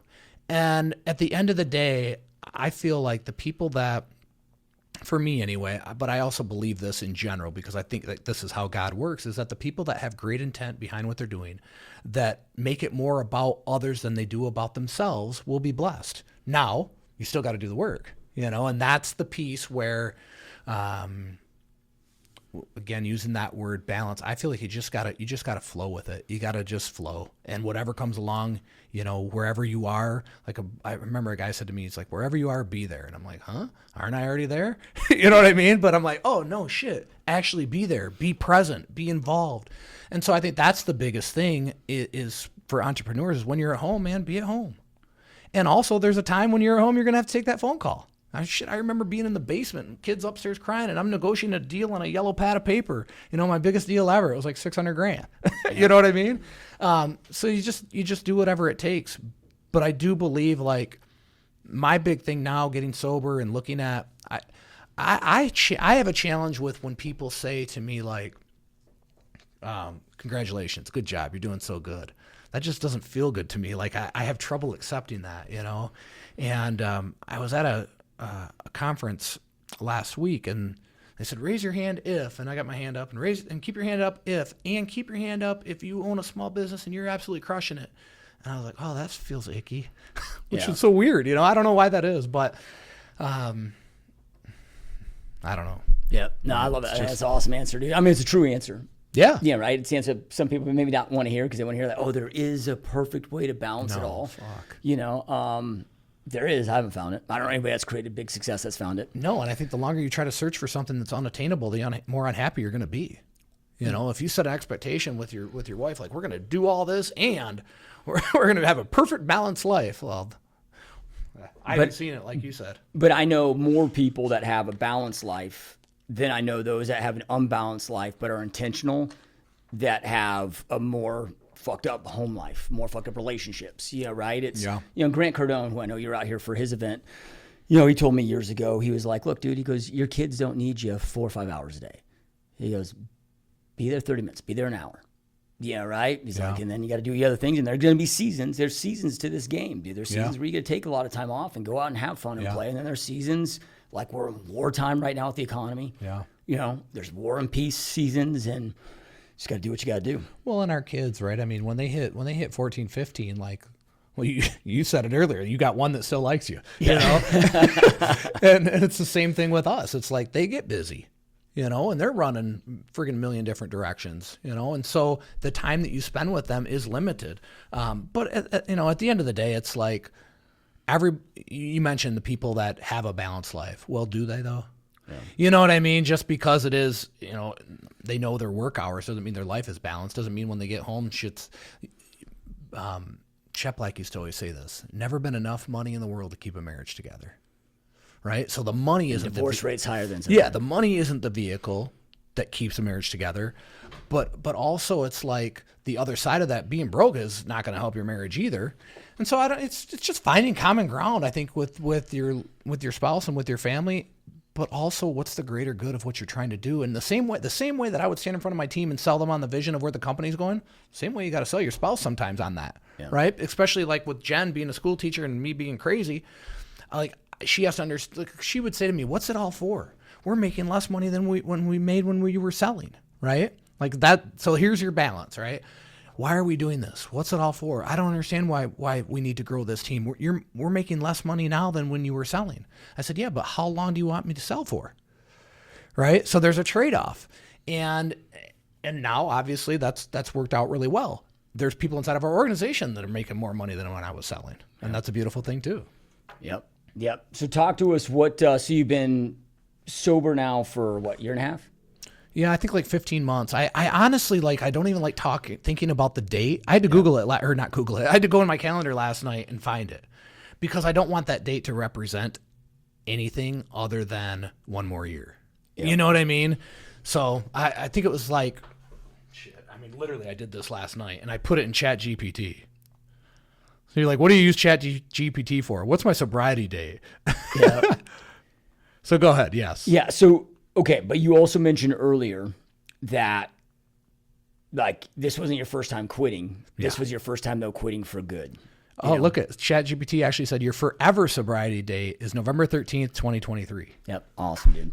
And so for me, it's been just over 4 years now. Awesome. Congrats, bro. That's awesome. So, and I know what led me to, mine, and I've talked about it, on the podcast quite a bit. So, but I'm curious you've had times where you're like, hey, I'm going to do this in the past. Yeah.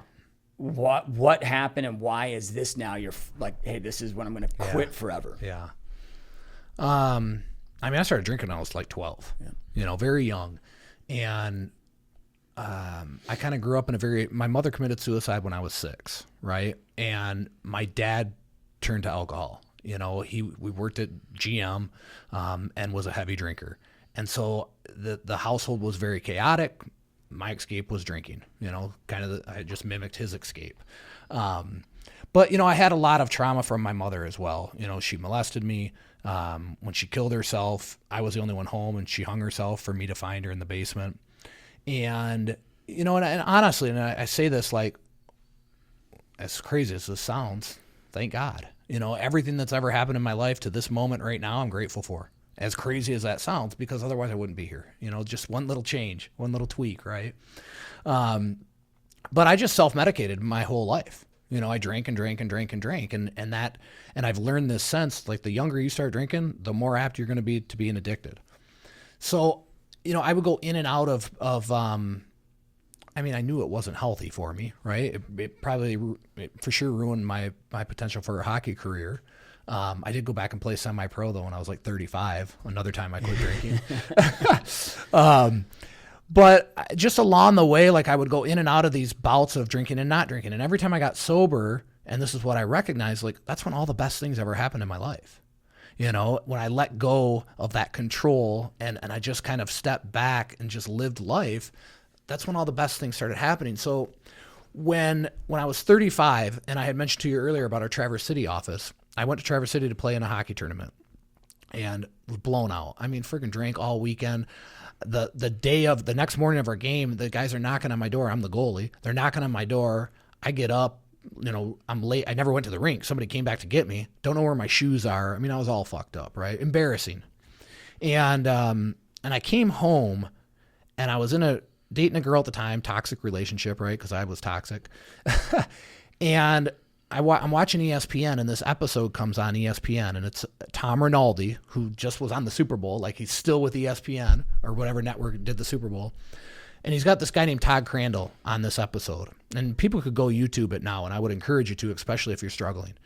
And it's like an 11-minute episode about Todd Crandall, goalie in hockey, same as me. His mother committed suicide, same as me. Like all of these parallels, right? And I just bawling. I mean, I'm just bawling. And the girl's like, why do you cry for that? But you don't cry for me. Like all this shit. And I was only in real estate for just a little bit of time at this point. And prior to that, I would never even have had a computer to email this dude. I figure out I Googled him, got his email, sent him an email. And a few hours later, I'm driving and I get a phone call, and it's a 419 area code, which I know is Ohio because when I raced horses, that's the area code for Ohio, for Toledo, Ohio. And I answer the phone. He goes, is this John? I go, yeah. He goes, hey, it's Todd Crandall. The dude was just on ESPN, right? Like, next day I drove to Ohio. I quit drinking. That's when I got sober and started working out like crazy. I joined 5 men's hockey leagues to occupy. We talked about earlier, like occupying your time, because you got to find something else to do. Idle mind is the devil's workshop. I love that proverb, and I was sober for about 2-3 months, and I'm like, well, shit, how am I going to find a girl now, right? Like, I'm not going to go pick somebody up at the bar. I'll be in there sober trying to pick somebody up. So I went on Match.com. I only spoke to one person ever, and it's my wife. She didn't have a photo. Like, that's how God sent that was. And slowly over time, I went back to drinking. And, you balance, right? That word. I tried to balance it. And these negative things kept occurring inside of my life, inside of my relationship, inside of like all of these things. You can think you're juggling it, but dude, alcohol is the sneakiest thing, right? Because it's so present. It's everywhere. It's so acceptable. Yeah. Like if you showed up at the bar and ordered some crack, everyone would think, what the fuck's wrong with this guy? But ordering, 2 bottles of wine, no big deal. So that sobriety lasted probably 1.5 years. But in that sobriety, I met Jen. Right? Got married. By the way, Todd Crandall ended up being one of the best men in my wedding, right? This guy from ESPN. And so the journey begins. That was the first life-saving moment when God intervened and really tried to help me. And with that, though, when I got sober, then I'm facing all these demons from my childhood, And I called my uncle, and I'll never forget, I was sitting in the garage, called him from my phone, and I said, I need to get some counseling. Like, I don't know what to do or where to go, and I don't have any money. He said, I'll pay for you to go, and the guy's name is Dr. Hall. He's in Flushing, which is like 45 minutes from my house. So I go in there the very first time. I start telling him my story. He goes, I have to stop you. He said, I counseled your mom in high school. I'm like, huh? And then he went on to explain she got into drugs, in the 70s kind of drugs, and fucked her brain all up, et cetera, et cetera. So I had some almost closure from that understanding, like, because she molested me. She was very abusive, just all this crazy stuff. Would always say she's going to kill herself. I'm freaking 6, right? And she did. And so I at least had an understanding of why that happened, that it wasn't my fault, right? But again, slowly go back to drinking, and then that thing starts to consume you. And inside of that, I still built this business. I still did all this stuff. But boy, I started realizing I was waking up and my wife wasn't in bed, and I just like, how many times can that happen before she's not in the house? And dude, I would get on, Sheplak, I'd get on my coaching call, just bawling with John the whole time. That's all we would talk about. And so inside of all of this chaos, kind of like the way I grew up, there was a lot of goodness happening, and I just knew that I was always going to quit drinking at some point forever. And so when I went to this conference, to the Arate conference with Ed Milet, Frisella, I forget who the guest was, that the other speaker, but I went there specifically to talk to Ed about my drinking. And I've always done that. It's really weird. Like, I'm like, I need this big moment to happen for this thing to quit. And I mean, I was looking at, like, just probably 3 weeks earlier, I was on a call with John, bawling my eyes out. I had a rehab place pulled up in my phone. And people hear this that don't know me, be like, oh my God, hardcore alcoholic. I don't know. I mean, people that know me wouldn't think that. Yeah, I drink every day. It's just, I don't know. I'm not trying to justify it by any means, but I was extremely functional, right? I mean, I'm growing this huge business. But you knew. But I knew. And I think that's the truth, right? We all know. At the end of the day, like, you can fool whoever you want to fool, but we all know. And so I go to this event, and I bought the ticket. It was 10 or 15,000. I don't know, one of the two. 10 or 15 grand. It was 15,000. By the time your flights and your hotel, you're spending 20 grand, right? So I'm spending 20 grand to go try to talk to Ed about my drinking, because Ed's story about his dad really hit home with me. His dad was a hardcore drinker, and that's, so a lot of parallels there. And I buy the ticket. It's 15 grand.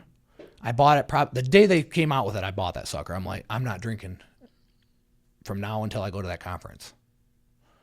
I'm not drinking for the next 30 days until that conference. I'm not drinking. I'm drinking, by the way, right? The next 2 weeks, I won't drink till I go to that conference. The fucking night before the thing, I'm drinking, just spiraling a little bit.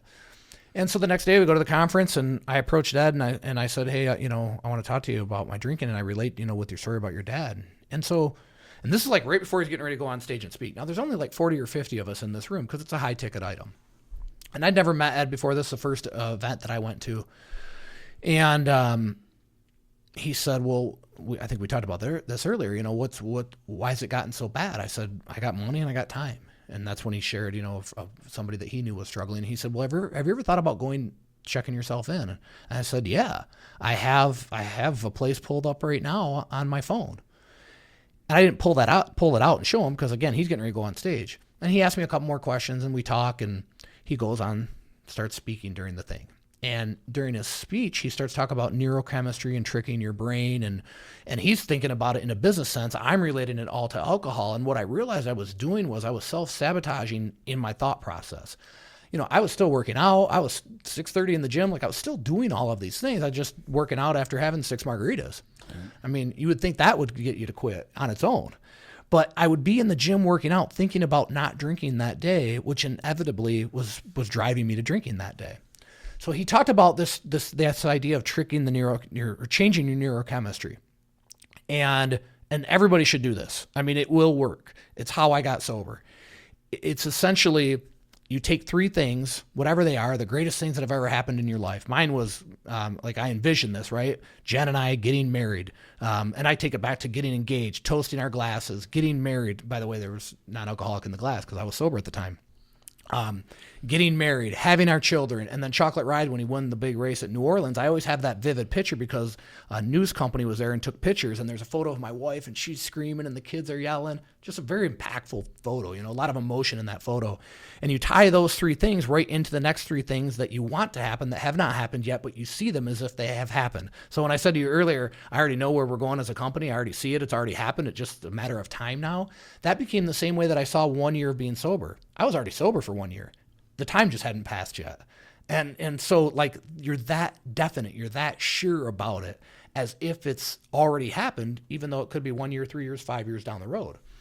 But I just started playing that game film every day, especially when I was in the gym, because that was the other piece. Like, when you're at a heightened awareness or you're amped up. So it was, again, envisioning my wife and I getting engaged, my wife and I getting married, our children being born, because I delivered them, like, hike.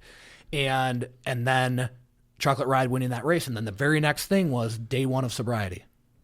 I wake up, everything's different in my household. Dad, I'm proud of you. Like, all of those things, right? We rented a private jet, and I'm flying to Florida to be on Ed My Let's podcast. Now, those things didn't happen, but it didn't matter. Not yet. And it's funny because I was with Damon West the other day, who's going on Ed's podcast Wednesday.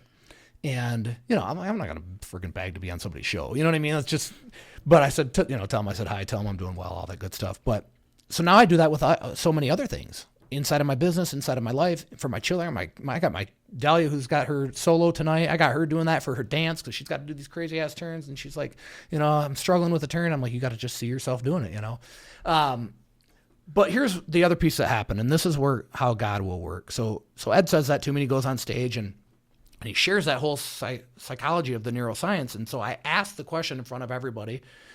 I said, obviously we just spoke about my drinking. I'm struggling. I said, is it true then, based on what you're saying, that just by nature of me, essentially my game film was envisioning myself not drinking that day, but thinking about not drinking that day while I'm hungover? Is that essentially making me kind of drink? And he said, yeah, for sure, 100%. So now everybody's heard a little bit of my story, and I'm fast forwarding the shit out of this. That night we go out to dinner. Everybody's in the suit and tie, and it was like an outdoor area, kind of similar to here. And there was a bar and a cigar lounge. And now I'm not drinking, right? So I go on the cigar lounge. I never had a cigar in my life. I think they're freaking gross, although I brought some with me. And I get a cigar and I'm chilling out, and a couple guys come up to me and say, hey man, thanks for sharing. I've been struggling with my alcohol, da-da-da-da. And I end up talking to this one guy from France for probably like 20 minutes.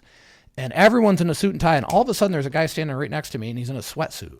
And it was just very odd. I'm like, hey, how you doing? Da-da-da-da. I thought he worked at the joint. And he said, what are you guys talking about? And I'm an open book, right? Like, I share this like I'm sharing this now. Like, it's how I just share it all the time.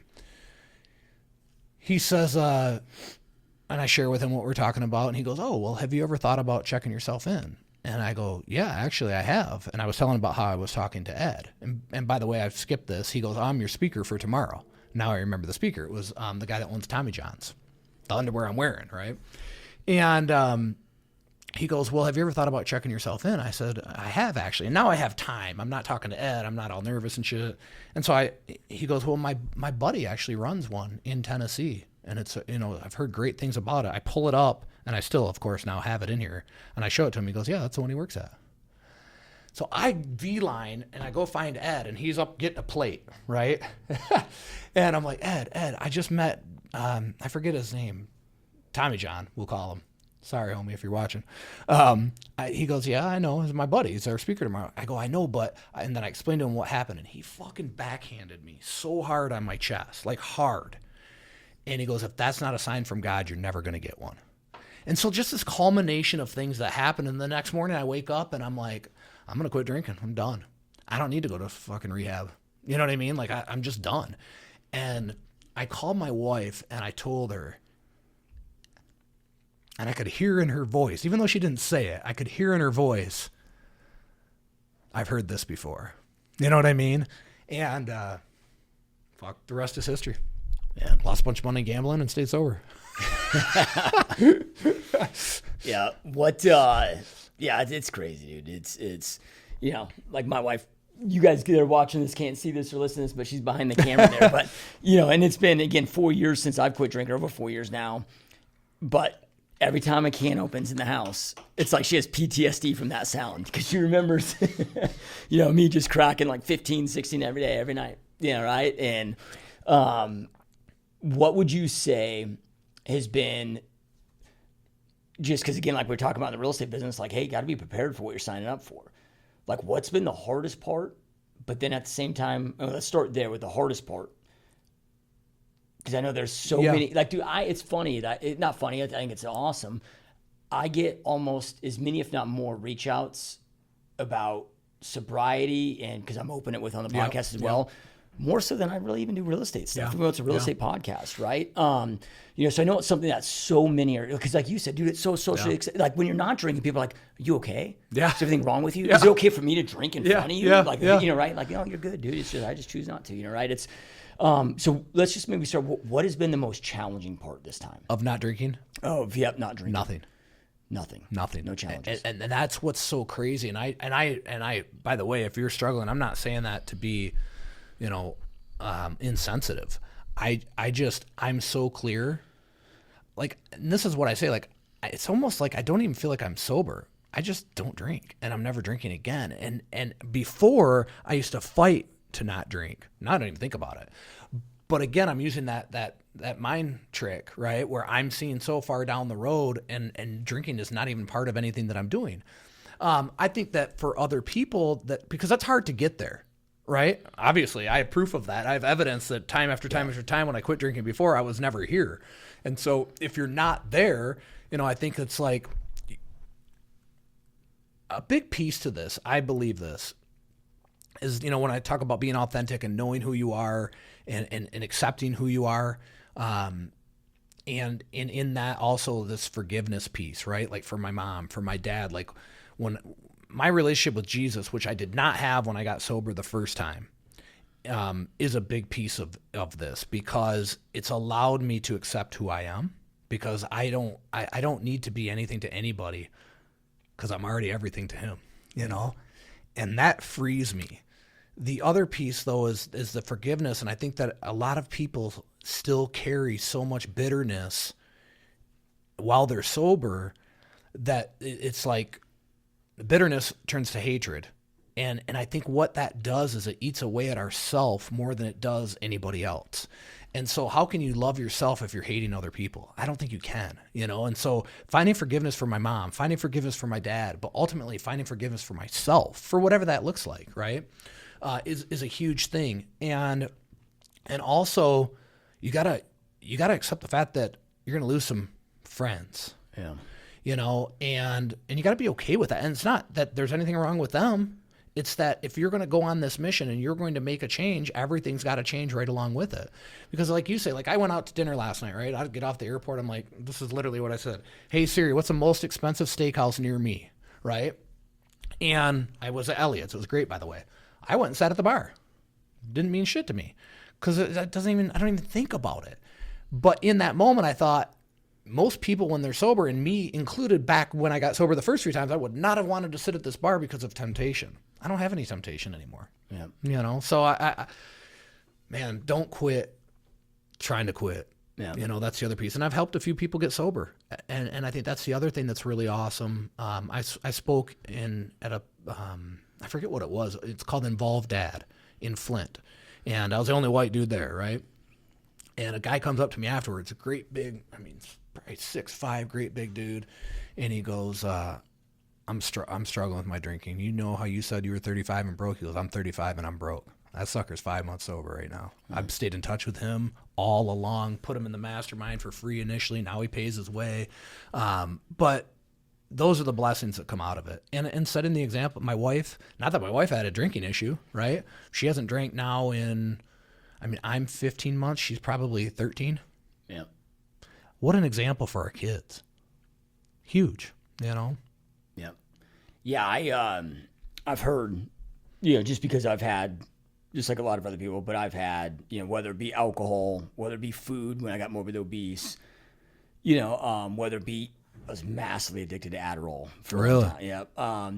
So there's all these different substances, and doing my due diligence research on, okay, what's the commonality of people that have had success overcoming this, but overcoming this for the long haul. Mm-hmm.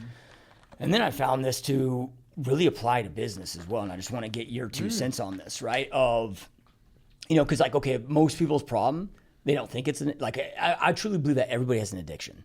I believe the biggest addiction that people have in today's era is addiction to comfort.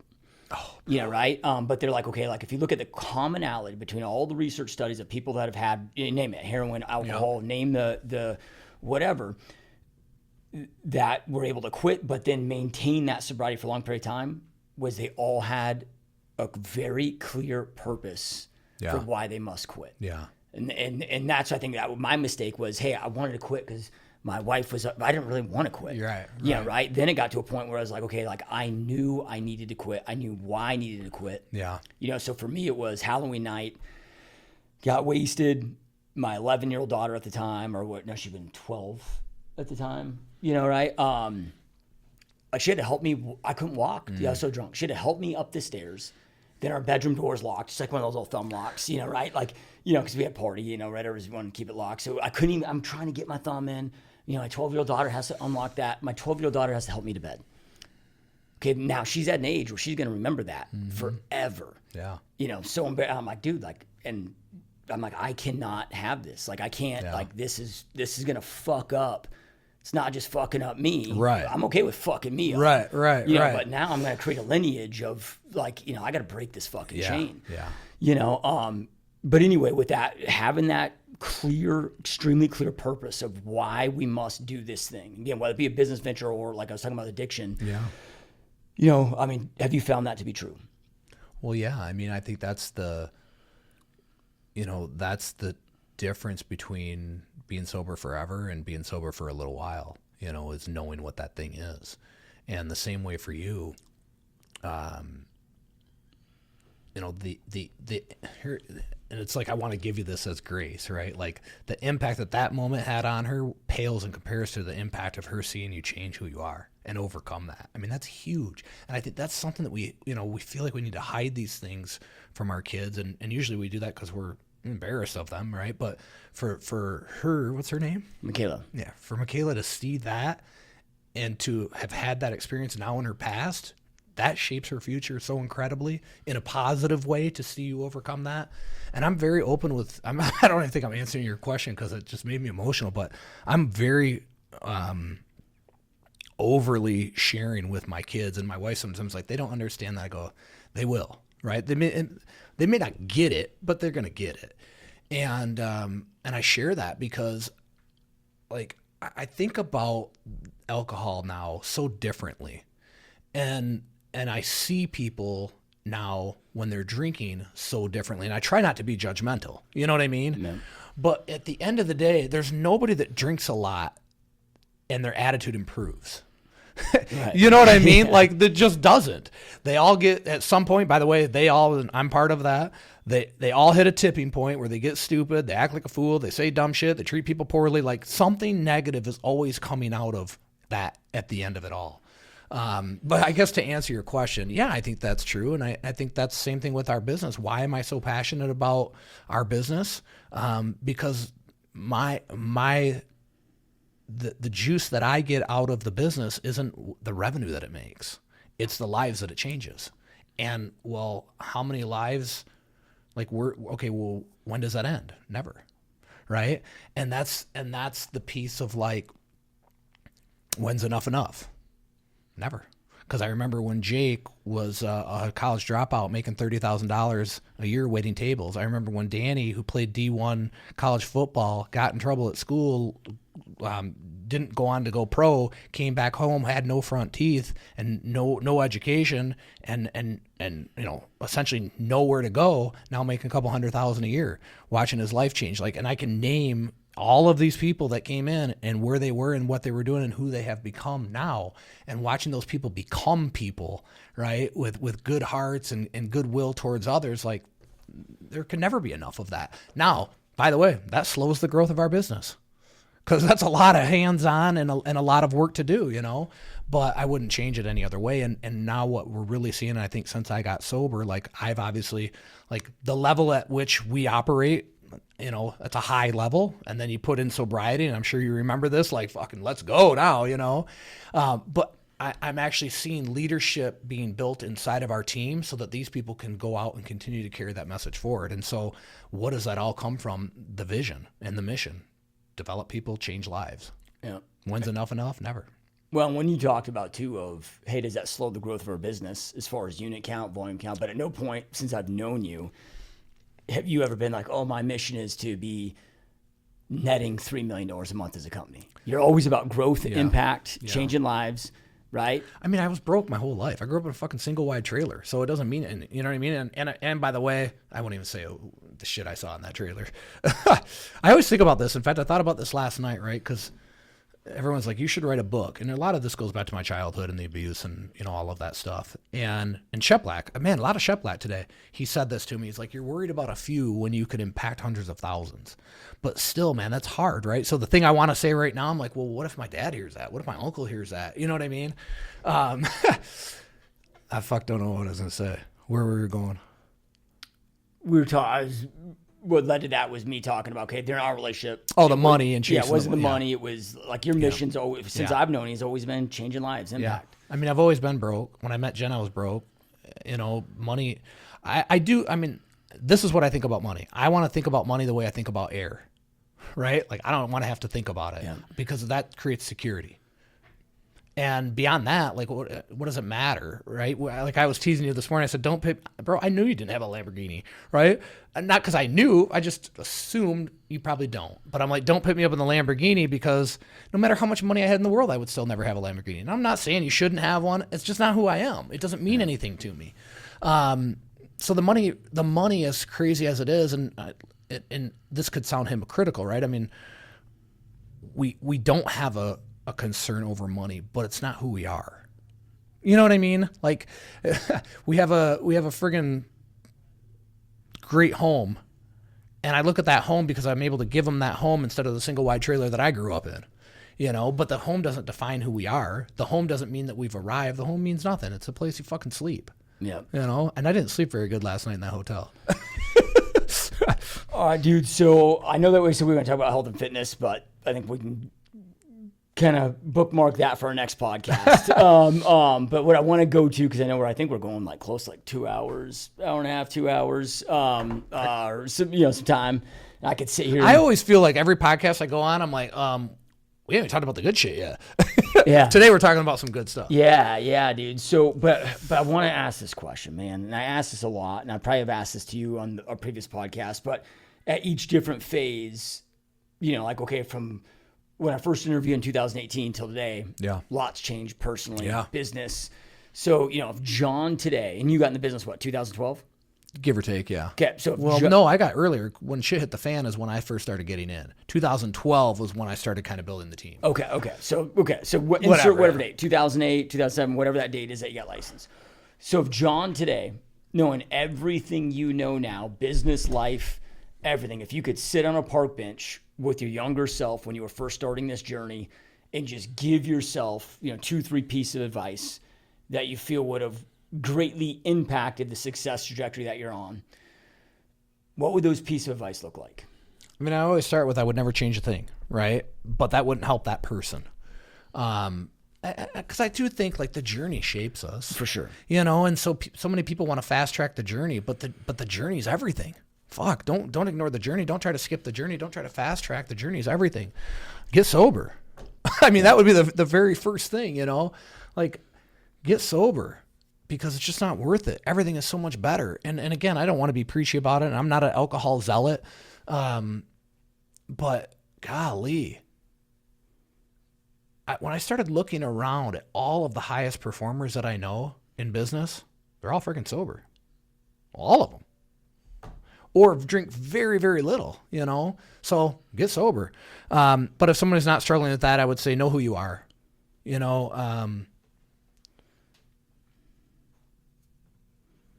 For me, having a relationship with Jesus, that was the game changer. I never went to church ever when I was a kid. Yeah. When I was in real estate, a guy asked me to go to this men's retreat, and I'm like, I'm not going to that shit. And then a different guy asked me to go to the same men's retreat. I'm like, I'm not going to that shit. And then another guy asked me, and literally, I'm like, well, and I thought I was doing good at this time, right? Like I wasn't broke, and we had a house, so that was good.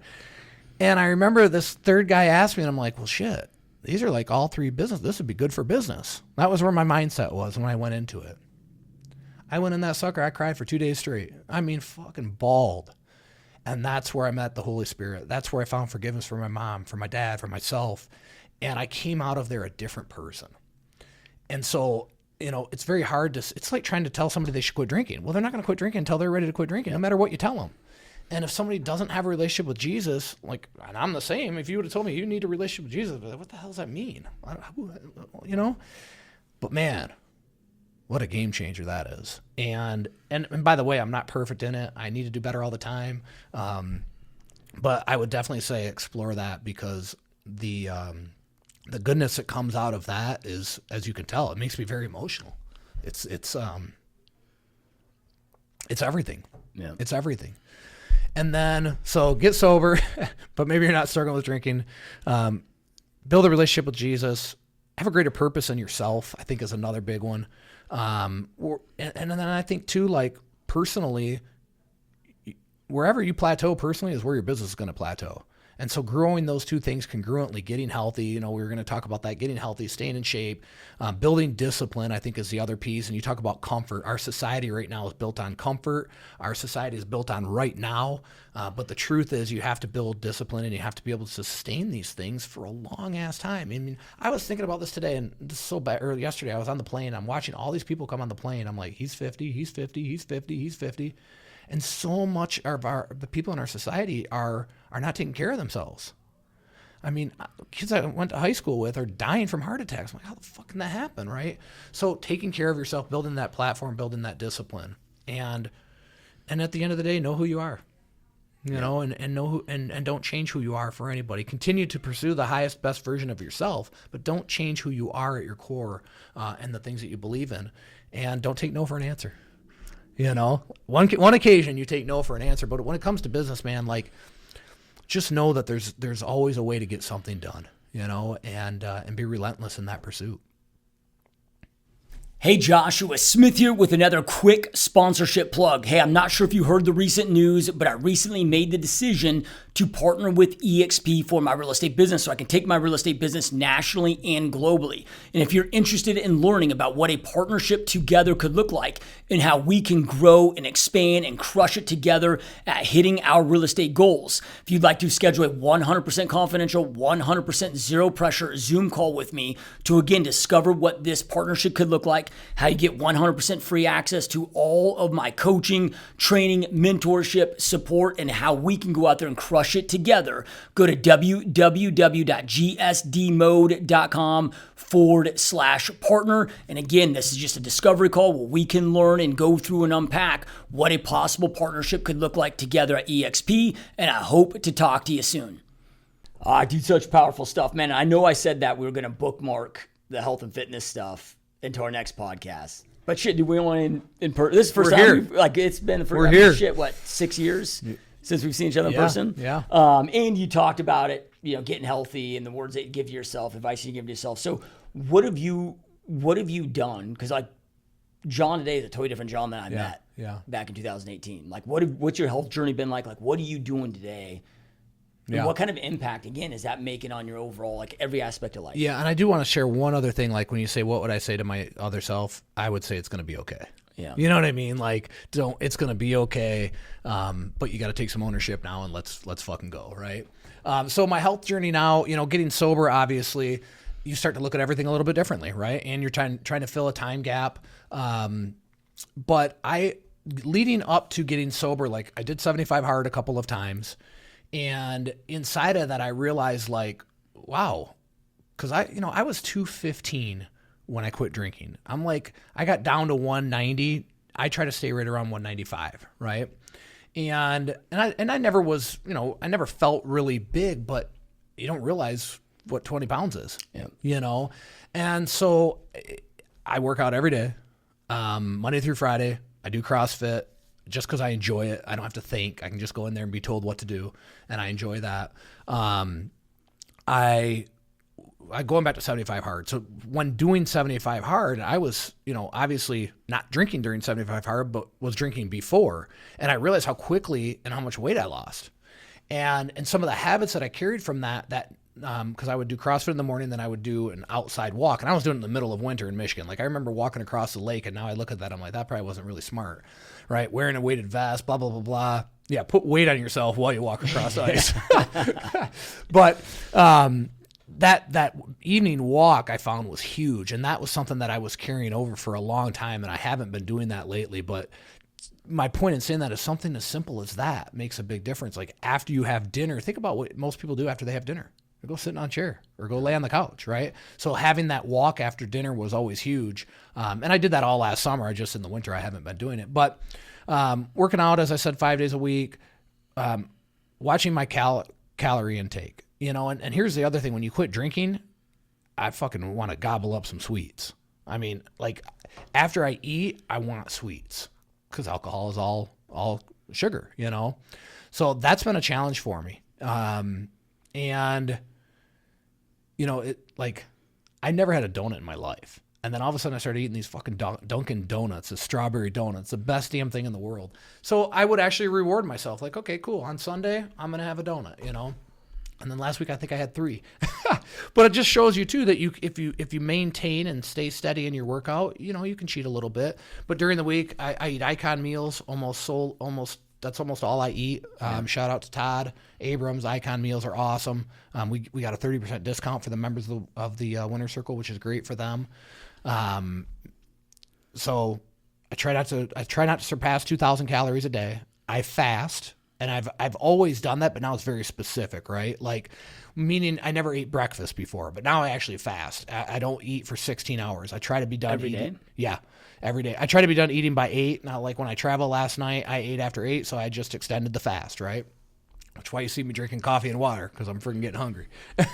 But I think and the more I learn about, and this is the other thing, like when you start exploring your health and you start to learn new things, you start to listen and learn. And so I've learned a lot about protein intake. So I try to make sure that I get 200 grams of protein a day, and always at a minimum of 30 per serving, because I don't know if you listen to Gabrielle or Hearn, but she talks about this, like you have to have at least 30 for your muscles to go into. It's not just about getting enough in a day, each serving. Maybe the mTOR for protein synthesis. Yes. Yep.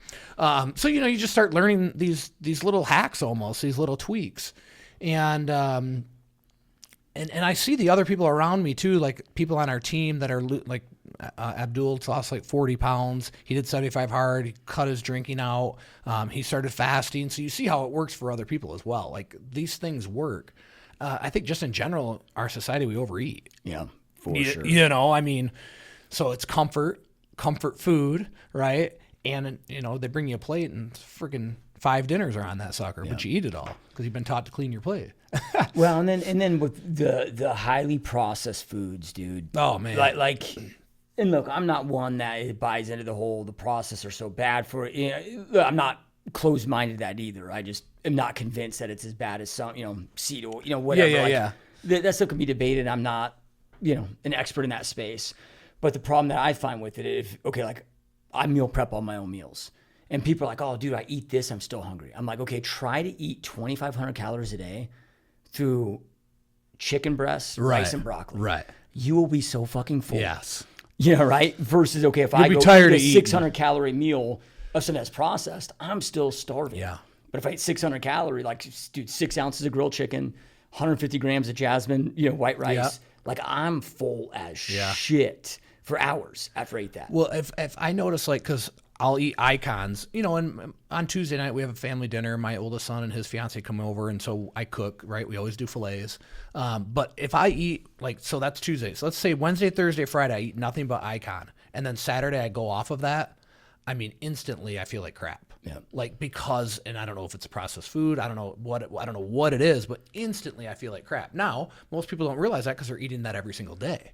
Right, but once you eat clean for an extended period of time, and then you go, eat some shit, you're like ready to die. Yeah, you almost feel like you're hungover. Oh, 100%. You feel hungover and you want to fall asleep. Yep. So something is definitely, whatever that is, there's something happening there, because the icon meals are super clean. Yep. And not all of them are really low calories. I mean, there's a couple of them that are 600 to 800 calories a piece, and they're high carb and they're high, they're all high protein, but it's still clean.